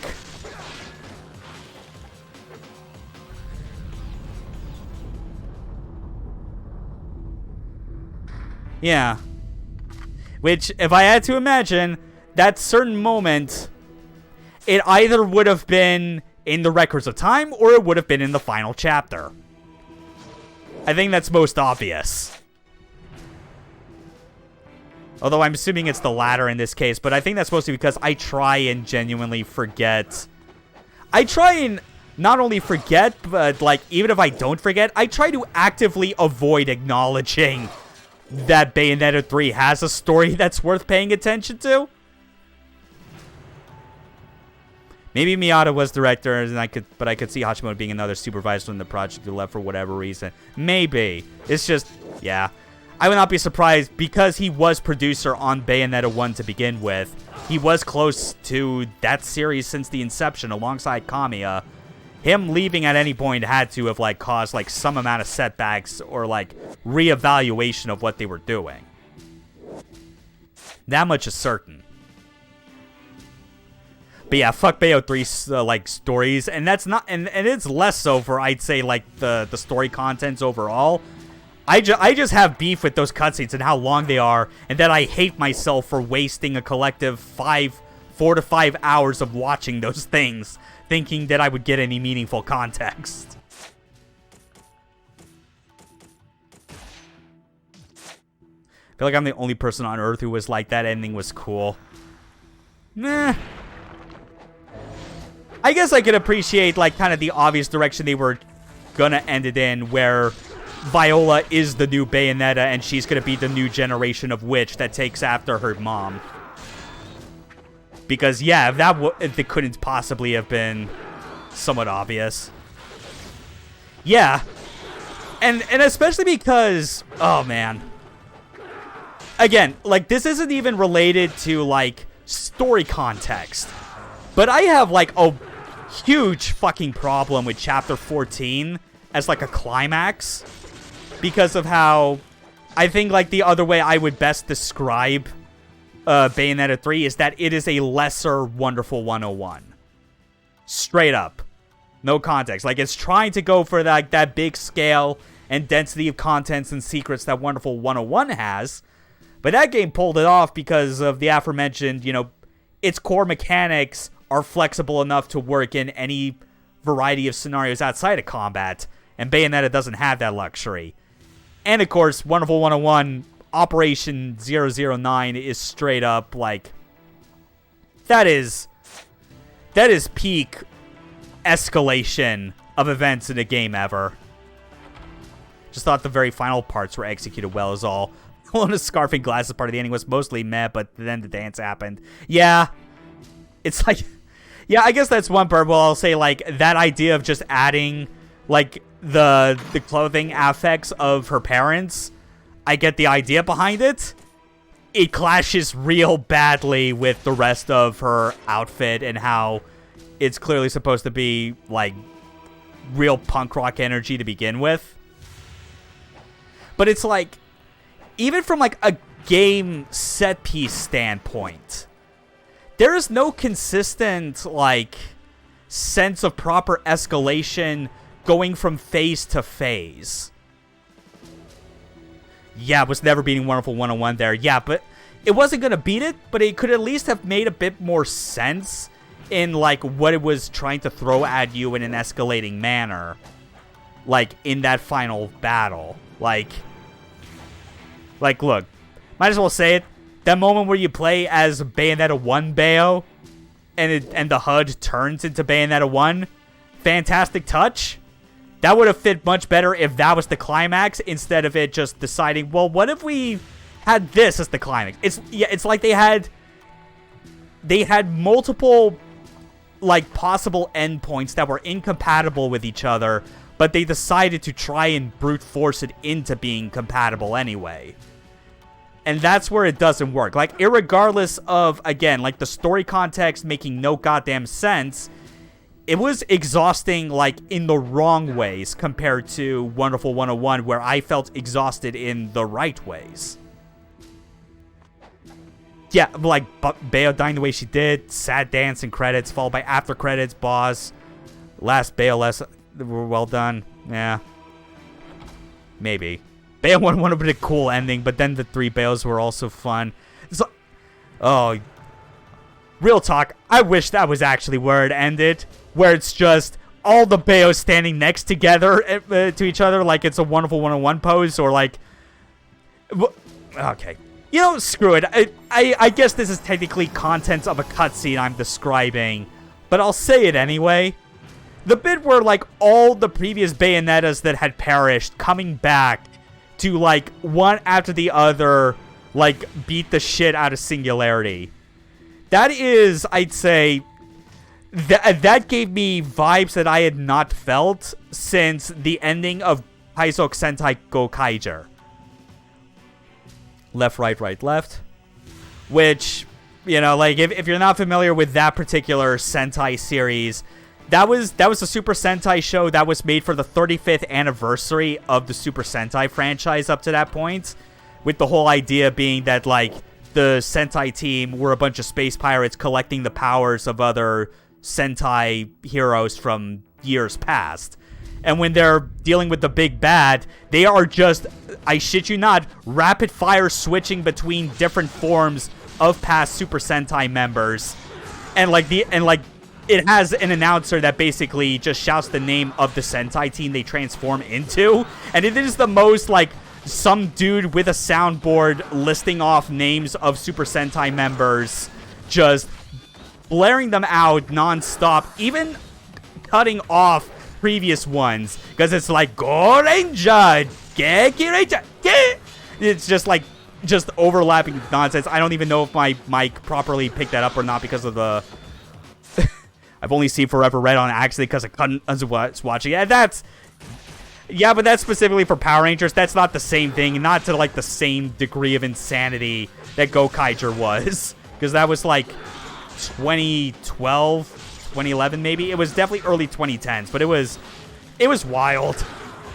Like, obviously with, like, a lot of those long-running tokusatsu series that, like, it's hard to really get invested in a series if you feel like, I don't have the time to watch, like, a 50-plus episode run of multiple different shows. That's too much, you know?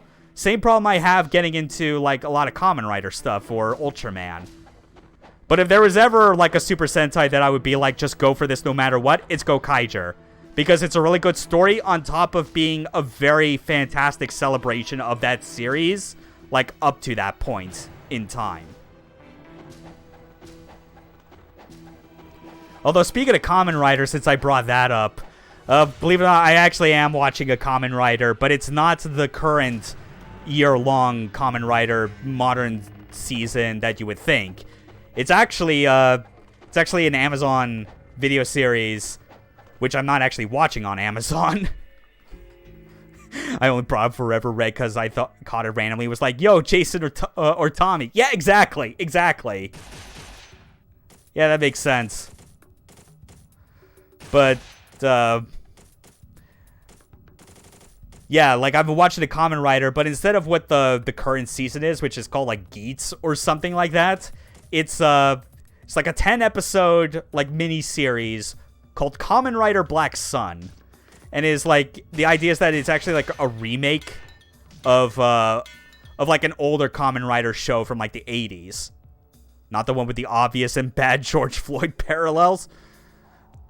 I mean, yes, it does be upfront with, like, yes, this is about racial discrimination. I haven't gone to the scene where there's, like, an obvious George Floyd parallel. But trust me, like, when I say it otherwise, like, it has actually been pretty good, like, otherwise. Like, it is, just saw that one tweet and it kind of goes hard, and, like, it's not going for subtlety. What it's going for is, like, I'm pretty sure it's trying to give, like, a conniption to... It's basically trying to give an aneurysm to every insufferable weeb who somehow thinks that, like, all Japanese media is apolitical. Because this is not. It is straight up, it is straight up a fucking, Kamen Rider series that it has a very deep understanding of what the original source material was, which is to say, it knows that it was originally a manga by Shotaro Ishinomori, And that dude had some things to say as well, as far as like how he portrayed his villains and like kind of criticizing like authoritarianism and things like that. Because yeah, it's like the main thing kind of like hanging overhead with Black Sun is that it is like a racial conflict, you know, because it's like it's humans being racist against a group of demi-humans called Kaijin. You know, like the kind of like characters that would turn into the typical Kamen Rider monster of the week. And there's like just an entire political conspiracy underneath it all. That has its roots in the 70s. I mean, the way you say that makes me can't wait till some moments way later in Chainsaw Man. Oh yeah, as far as like later moments to show up in like in the anime, yeah, I bet that'll be pretty good. Like I'm still not watching the anime because I still want to just focus on finding the time and energy to continue the manga. But like at least from like bits that I've seen people share of like the anime, it still seems to be holding its own as far as animation. Yeah. But like I think oddly enough, like with Black Sun, arguably my favorite part of it is that the show's story is split between like the modern day where like a lot of the where a lot of like the racial tension focus of the story is. Well, I mean, like it's in both periods, but it's the sort of one where it has the most Black Lives Matter parallels. But then there's ones where it takes place in 1972, and I appreciate just seeing like these live action Japanese actors just going all in on like having the period accurate 70s clothing.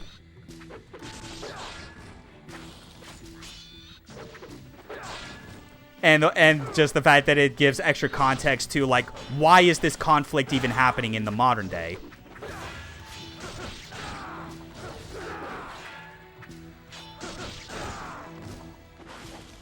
Yeah, sideburns galore, shags, flared bell bottoms on like on the pants.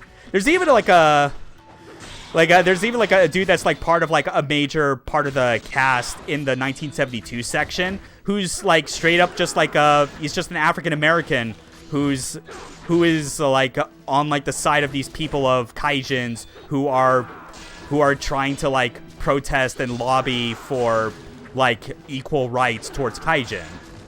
But things happen in those past events that when you see it you go, oh, they were part of a political party that was trying to like vouch for equal rights for Kaijin, but there was a schism that caused them to basically have a falling out and lead to like a more sinister conspiracy under it all. Because if there's one thing you can expect to be consistent in any Kamen Rider series, be it like these more modern miniseries, like the old Showa era Kamen Riders, or even the modern goofy Kamen Rider shows, the things they're pretty good at acknowledging is still a thing is the fact that there is some sort of like technology or human experimentation that the main character, who's the Kamen Rider, is outfitted with, and is otherwise rebelling and fighting against the people that effectively gave him that power to try and like improve the lives of the people, even if that means fighting against governmental authorities.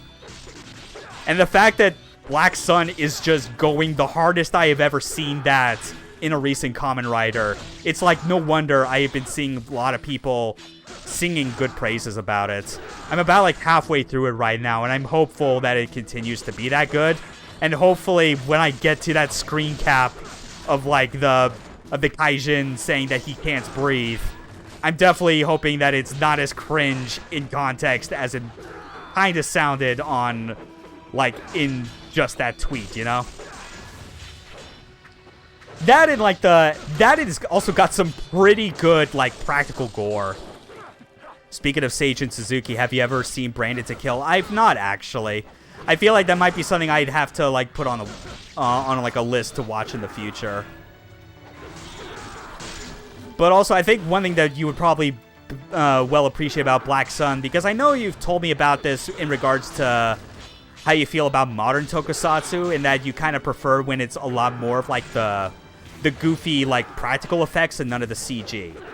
And, like, Black Sun still has some CG, but I think because of the budget that's gone into this being, like, a mini-series that's on streaming services, it's a lot less jarring and goofy than it would be in any of the TV Kamen Riders. And there's still plenty of really good, like, practical effects. Like, some really good practical gore if you ever wanted to see a Kamen Rider just, like, take a monster and rip its head clean off. You know? It does that. Just... I was still amazed when that happened, in all honesty, because I saw him, like, grabbing the Kaijin's neck, and I was like, okay, this is probably going to result in, like, a violent neck twist, because we know that Japan is a bit iffy these days on showing head decapitations. Holy shit! And then he just rips it, like, brutally just rips it off. Bet I could get watch Brandon to kill sooner or later. I take it it's something like a film or a mini-series, because if that's the case, like if length is not an issue, then I think that's a high guarantee that I actually will be able to watch it sometime soon.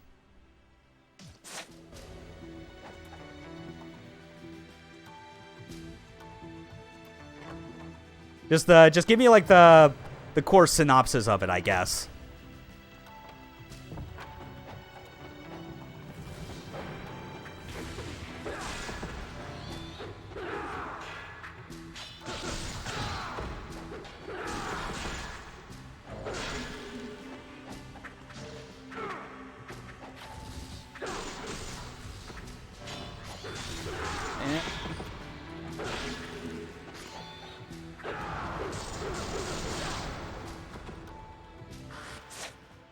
Goro Hanada, the Japanese underworld's third-ranked hitman, and his wife Mami fly into Tokyo and are met by Kasuga, former hitman turned taxi driver. Hanada agrees to help Kasuga return to the underworld. What do you think this sounds like? Yeah,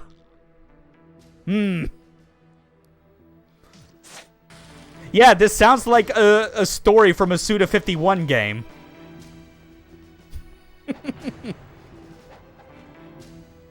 Yeah, this sounds like something I would be down for. Japanese underworld shit, that sounds rad. Why not? I mean, I saw the description, third-ranked hitman. I was like, no fucking shit. My mind is immediately gonna go to thinking No More Heroes. So it's a movie. Okay, good. Yeah. Then that definitely guarantees I'll get around to it, because God knows there are other like series I'm trying to watch that are somehow still way longer and are taking me forever, you know? Because it's like, I'm still trying to work through like a mecha anime called Brave X Kaiser, because, you know, I've talked about my love of super robot shows in the past. One of my favorites is The King of Braves Gao Gaigar. That show was the 8th in a series of like of mecha anime from the 90s called the Brave series, and I decided that I wanted to like watch like parts 1 through 7 in order, just to kind of see like where it started and how it evolved over time. But the thing is like each of those shows are like 49 something episodes long or something. It's ridiculous. So I've been very slow to complete it. But yeah, like just taking a couple hours aside to like watch a movie that is to my interest, that'll definitely be something that happens a lot sooner. Let's just say it's funny when people say Suda's Japan's Tarantino, because Tarantino loves Seijun Mizuki and is upfront with how his movies influenced them. Oh yeah, that sounds about right. That kind of lines up with how I always strive to kind of acknowledge that, you know, always try and find the original, you know? Like, find, like, the train of, like, what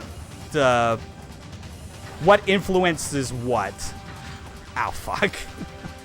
And, yeah, you can tell Suda's into him. Yeah, it's the sort of thing where it's like, if you can easily trace back the lineage of, like, who influenced who, I think that helps you be in a better position to, like, appreciate, like, some other director or creator who you may not have heard of before, but it gives you that sense of, oh, this is where everything came from.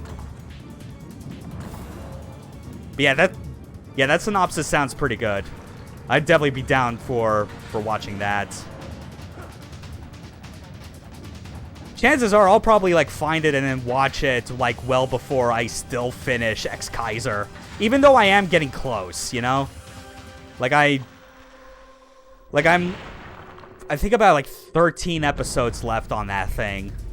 I just need to sit down and kind of power through it. It's just the thing is just like, it's the sort of thing where it is very blatantly a kid's show, but it's not the kind of kid's show where like the contents of what it's going on about comes off as like real, like it's talking down to children, like they can't handle certain concepts.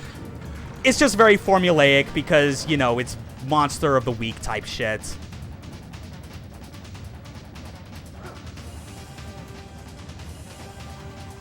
If I like Branded to Kill, check out Tokyo Plains Drifters, which was a prettier movie. Branded to Kill was made on a lower budget because Japan's execs hated him. Wow, okay.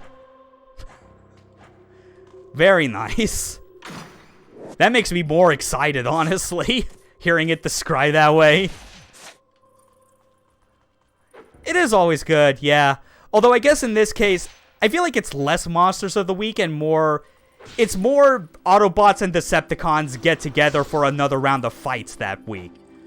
Because if you wanted to know what kind of like makes the Brave series interesting, it is basically the Japan exclusive successor to Generation 1 Transformers. Like, it's a group of heroic robots fighting against a group of evil robots that are taking their battle to Earth. You know? Core idea. Pretty much the same. But in the case of X-Kaiser, imagine if the Decepticons were, instead of being military vehicles, they were all Dinobots and had basically the same intelligence to boot. The only one who's actually smart is the Megatron stand-in. Who's cool as shit, by the way, because he's both a robot and a dinosaur and a giant mechanical jet. He's a straight-up triple changer.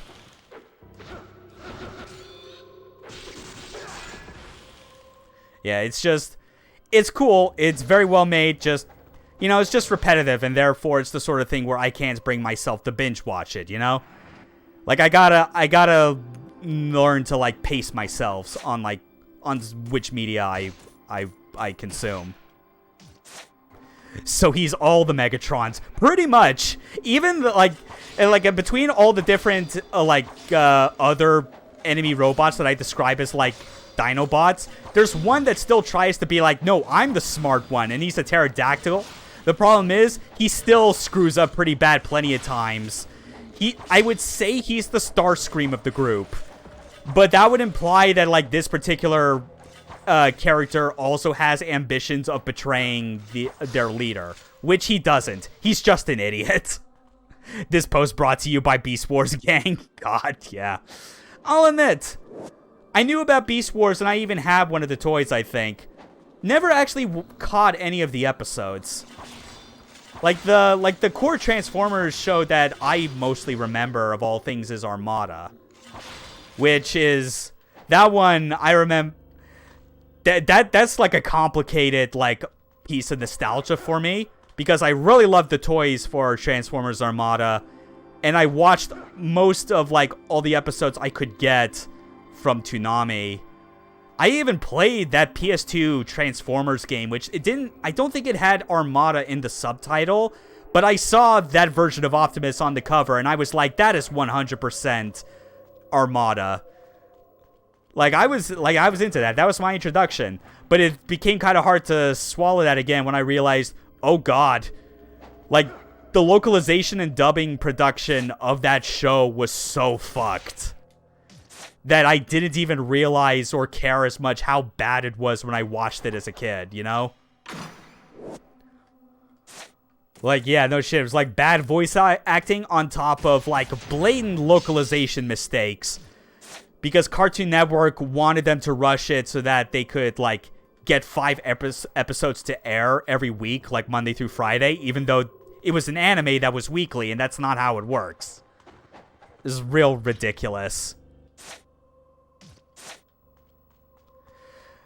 And then cut to years and years later where I realized, oh wait, yeah, that actually was an anime. I assume the Japanese version is inherently better. Oh wait, people have already compiled it and fan subbed it. Well, guess I'm downloading this and saving it for a rainy day.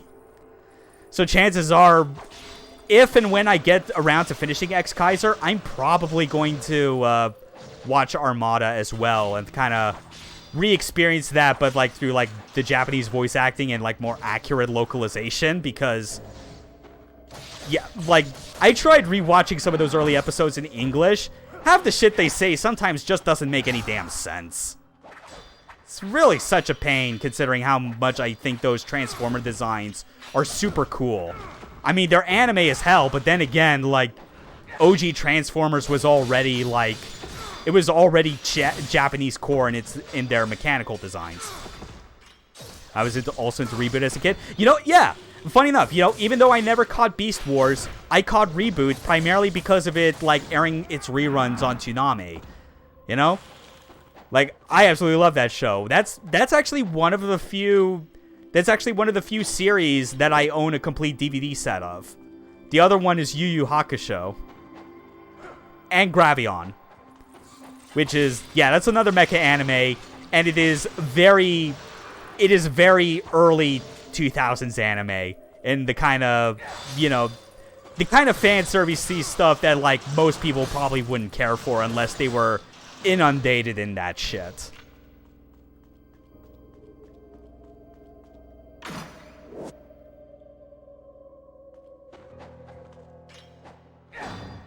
But also, I think the other thing that convinced me that I needed to, like, rewatch Armada was just seeing people sharing, like, tweets from the Enzo Matrix arc really stuck because it's not something you expect from kids media when you were a kid. Yeah, totally. Like straight, like, it was a moment that I remember being kind of similar initially to, like, yeah, you remember, like, in first season of Power Rangers when the Green Ranger was introduced? And it was kind of a mini arc where the Power Rangers themselves weren't winning everything out the gate because, you know, Tommy as the Green Ranger under Rita's control was just cleaning house with them. Just being hammered home with that moment of like, oh wait, sometimes the heroes don't always win. Sometimes they lose the battle, but they try again later. And that's definitely almost what it felt like, I remember, when it came to Season 3, or even before that, Season 2, where it was like there were clear losses to the battle, you know? They fought off the web and the invaders from the web, but Megabyte basically took advantage of it to eject Bob into the net. And then Season 3 happens with that fake fighting game where Enzo and his friend just straight up, like, lose. They know they're about to lose, so they take their chances, like going on the net instead of being nulled. Like, that was nuts. Them falling down from their Zords and going to make the street close. Like, what? Yeah. Like, and OG Power Rangers is something that, again, it's like I could never bring myself to, like, watch any of those seasons in full. But I remember sometime years ago, because I wanted to believe it was still good, I looked up the episodes for, like, when they introduced Tommy. I think it was Green with Envy or something like that. Yeah, just that entire mini arc of, like, they introduced Tommy. He becomes evil. He becomes granted the powers of the Green Ranger. And, like, and now, like, the main team has to kind of deal with this fact to try and get him back to being good again. And it's like, you know, it was still effective, even though it still had, like, the same painful, cringy acting that that old Haim Saban Power Rangers was always known for.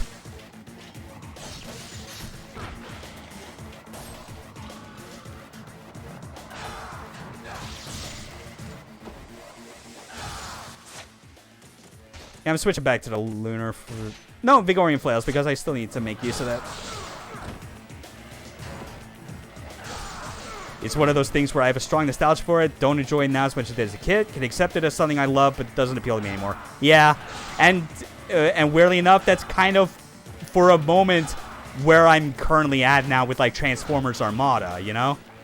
But it's the sort of thing where it was the string of that, realizing that, A, the translation and localization for it was bad, and then realizing that there were 2 sequel series to it that were not as good as that, one of them being infamously considered the worst ever, Like, Energon is one that I always hear fans, like, absolutely hating no matter what. And then, of course, years later, the Bay-pocalypse happened with Michael Bay releasing those Transformers movies. And even though I was like, yeah, that first movie is entertaining enough, but I don't need to see it any more of it. And just kind of like the dreck that all the sequels were. It was like, man, Transformers kind of whack. And it's like, no, it's not whack. It's just I happened to grow up during the time when, like, I just happened to miss, like, the pieces of Transformer media that people consider genuinely good. Hell, even then, if we were going by, like, what internet boomers were saying were the good era of Transformers, I would still be like, yeah, no, Generation 1's still kind of shit. Just not in that demographic. It is what it is. True. But I at least want to, like, still give another fair shake to the Japanese version of Armada. If only because, despite, like, the bad translations and, like, dubbing and whatever it had back in the day, I still remember, like, the final arc of that show being awesome. Because of just how it was, like, it had established, they managed to take, like, a sniveling, like, backstabbing coward like Starscream and turn him into a sympathetic villain. They also managed to fit Unicron into the whole thing. And then the final episode, after they beat the big bad, it just turns into Megatron and Optimus deciding to just settle their grudge once and for all, because they're like, all we ever do is fight. This fight never ends between us. Let's actually try and end this shit once and for all. And then that's what they do. They straight up have, like, a brutal as fuck, like, no holds barred battle against each other. It's nuts. Like, I do remember when I was a teen in the internet, Zoomers would talk about shitty 90s cartoons were compared to 80s, but what were you on? 80s was mostly toy commercials. Yeah. Yeah, it's just... Yeah, unless it was something where it was, like, a thing that people could unequivocally, like, agree on was good because there was no equivalent to it in the 80s, like, say, Batman the Animated Series, then, yeah, you're always gonna get people that like, probably, like, unrightfully discredited Beast Wars. I watched Bionic 6 too, guys. It's not as good as Batman the Animated Series. Oh, God. Yeah. I'll admit, though, even without the opinion of, like, internet boomers, I was still, I think, like, in a lot of ways, I was often, like, the weird one when it came to what I was into watching back in the day with what was, like, popular on TV. Like, cartoons from, like, and shows from, like, the mid to late 90s and even into the 2000s. Because OG Cartoon Network, big deal with people of my generation, never really gave much of a shit about almost all of those shows. And I think a lot of that was because when I was a kid growing up, I spent a lot of my time... I like those shitty 80 cartoons too, and they can still enjoy them, but it ain't no Dexter's Lab. Yeah, which, unfortunately, this might seem as, like, heresy from me, but I could not get into Dexter's Lab back then. It might have been a thing where it just did not appeal to what I was looking for back then. But because of, like, where I spent my time growing up, I gravitated a lot more to, like, a lot of the, like, old Hanna-Barbera and Looney Tunes, Tom and Jerry stuff, like, that kind of things on Boomerang. You might enjoy the mech episodes. I think I've seen the screen caps of those. I'm pretty sure I would enjoy those. Yeah. Yeah. Admittedly, when I see some of, like, the out-of-context stuff for Dexter's Laboratory, it is still pretty good, and I absolutely respect the hell out of Gennady Tartakovsky. I mean, I fucking love Samurai Jack. That man has, like, my full respect for that alone. But it's like, it was basically the older cartoon stuff, or if it was on Toonami, that was basically, like, I would watch that, like, without question. Except Sailor Moon, weirdly enough, because I was, like, a dumb 6-7-year-old boy who saw that and was like, ew, that show's for girls. And I deeply regret having that sentiment when I was a dumb child. Symbionic Titan opinions? Never finished it. I did catch it when it was on New Toonami, when it was like when they were airing the reruns of it, like in 2012, 2013, and I actually liked it a fair amount. Like there was some fun stuff with it. Like I absolutely appreciate that Tartakovsky absolutely knows and appreciates those like those old Japanese genre of cartoons and entertainment.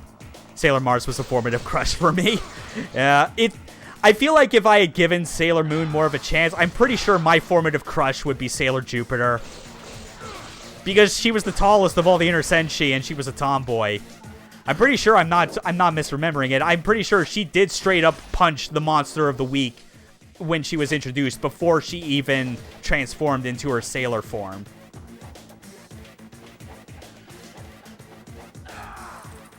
That and the way she goes out with like Jupiter Thunder near the end of the first season was pretty strong. I was the same as a kid, by the way. Oh, okay. That's a bit reassuring, I guess. But yeah, it's the weird thing where it's like, just for whatever reason, stuff that was largely under the cartoon banner, you know, Dexter's Lab, Courage, Ed, and Eddie, just did not resonate with me.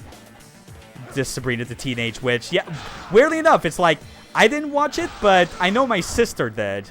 And I would occasionally watch it with her as well. Like both like the animated version as well as the live action ones, whichever ones they were airing, you know?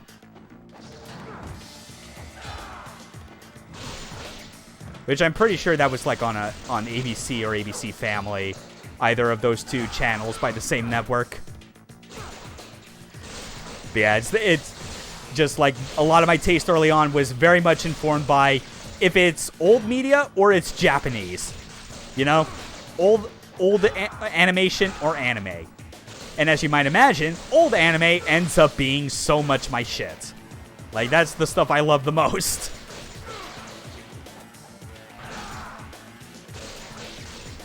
What made me finally break and think, okay, girl shows can be good was Gilmore Girls as an early teen. Wow.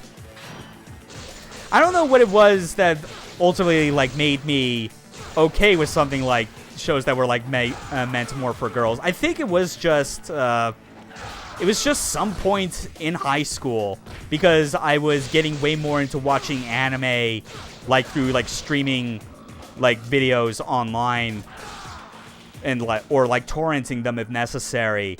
And I think it was around the time actually when this was the in-between moment after Toonami had been canceled in like 2008 and before it came back in like 2012, I think it was. But it's the sort of thing where I remember there was like something I was doing for like an anniversary where I decided, you know, just for like to celebrate, I think it was like 15 years of Toonami, I decided to just go back through shows that I remembered watching from there, as well as shows that I never gave the time of day back then, which included Sailor Moon. So that was basically when I was like, okay, no, this is legit good. Who cares if the primary demographic is girls? It's still enjoyable regardless.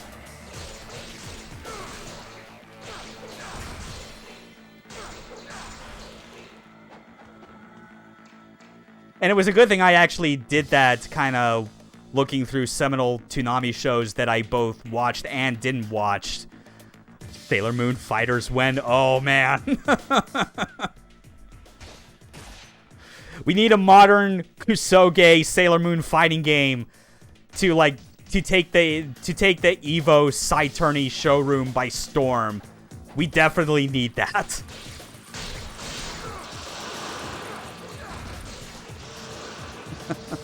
Yeah, that'd be fun.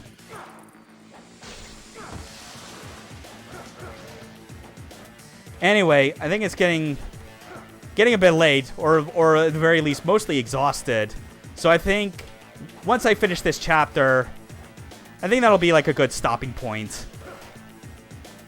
Assuming I could properly wall jump up to the top of this again.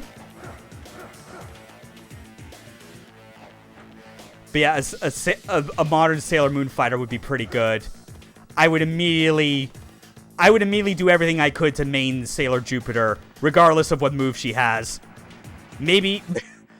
I was about to sign off, actually, but I guess I'll see it through to the end of the level. Yeah, you get to see me just just wail on this bone dragon with a pair of bladed nunchucks.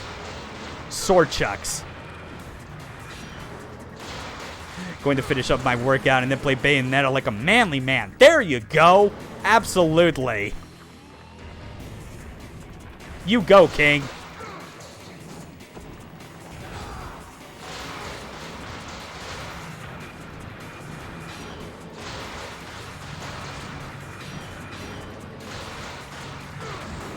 There we go. Nice. Got both the arms weakened, so now we can just focus on the legs. Oh, crap.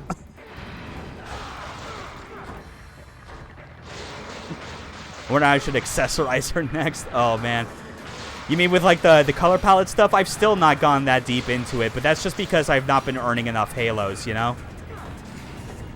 I did get the super mirrors for the Bayo 1 and 2 costumes, though.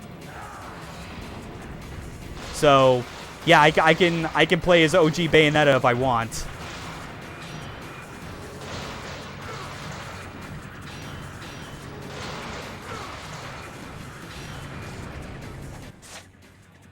Better heal. Oh yeah, and also use these up just so I get the full Nimpo bonus. There we go. Just one last hit. And then we'll head down to the save statue since it's close by.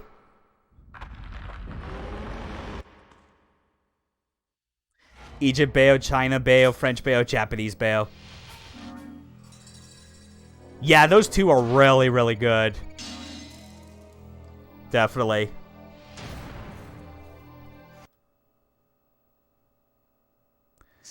Okay, that's chapter 7. We'll pick up this Life as a Thousand Gods, go back to the safe statue, and call it quits. This was fun. This was very nice and refreshing to come back to this. Have a good night, Master Ninja. I appreciate the compliment, though if I could be humble for just a moment, I'd say that I don't really qualify as a Master Ninja in the grand scheme of things. Greater Ninja at best, if we're being fair, because being a real Master Ninja would mean I would have to be on the same level as, like, JTB or the Godfather Dictator, and I'm still nowhere close to their level. But it's a level I aspire to. Okay. That's it. Thanks for watching. Don't know yet if I'll want to go straight to streaming more of this again tomorrow night, but definitely on Friday. I'll know for sure just kind of what all my plans are for tomorrow and like how tired I'll be afterwards that I just want to sit back and like do something chill, you know? Like watch some more Kamen Rider or play other games like Disco. Definitely needing to sometime this week or at least this weekend, if I feel I have enough of a break from all this Bayonetta stuff, I'll definitely be playing more Disco in my off time. I'm still thinking about that game. Still a hell of a fucking thing that is. Alright. Take care, everyone. Later. Game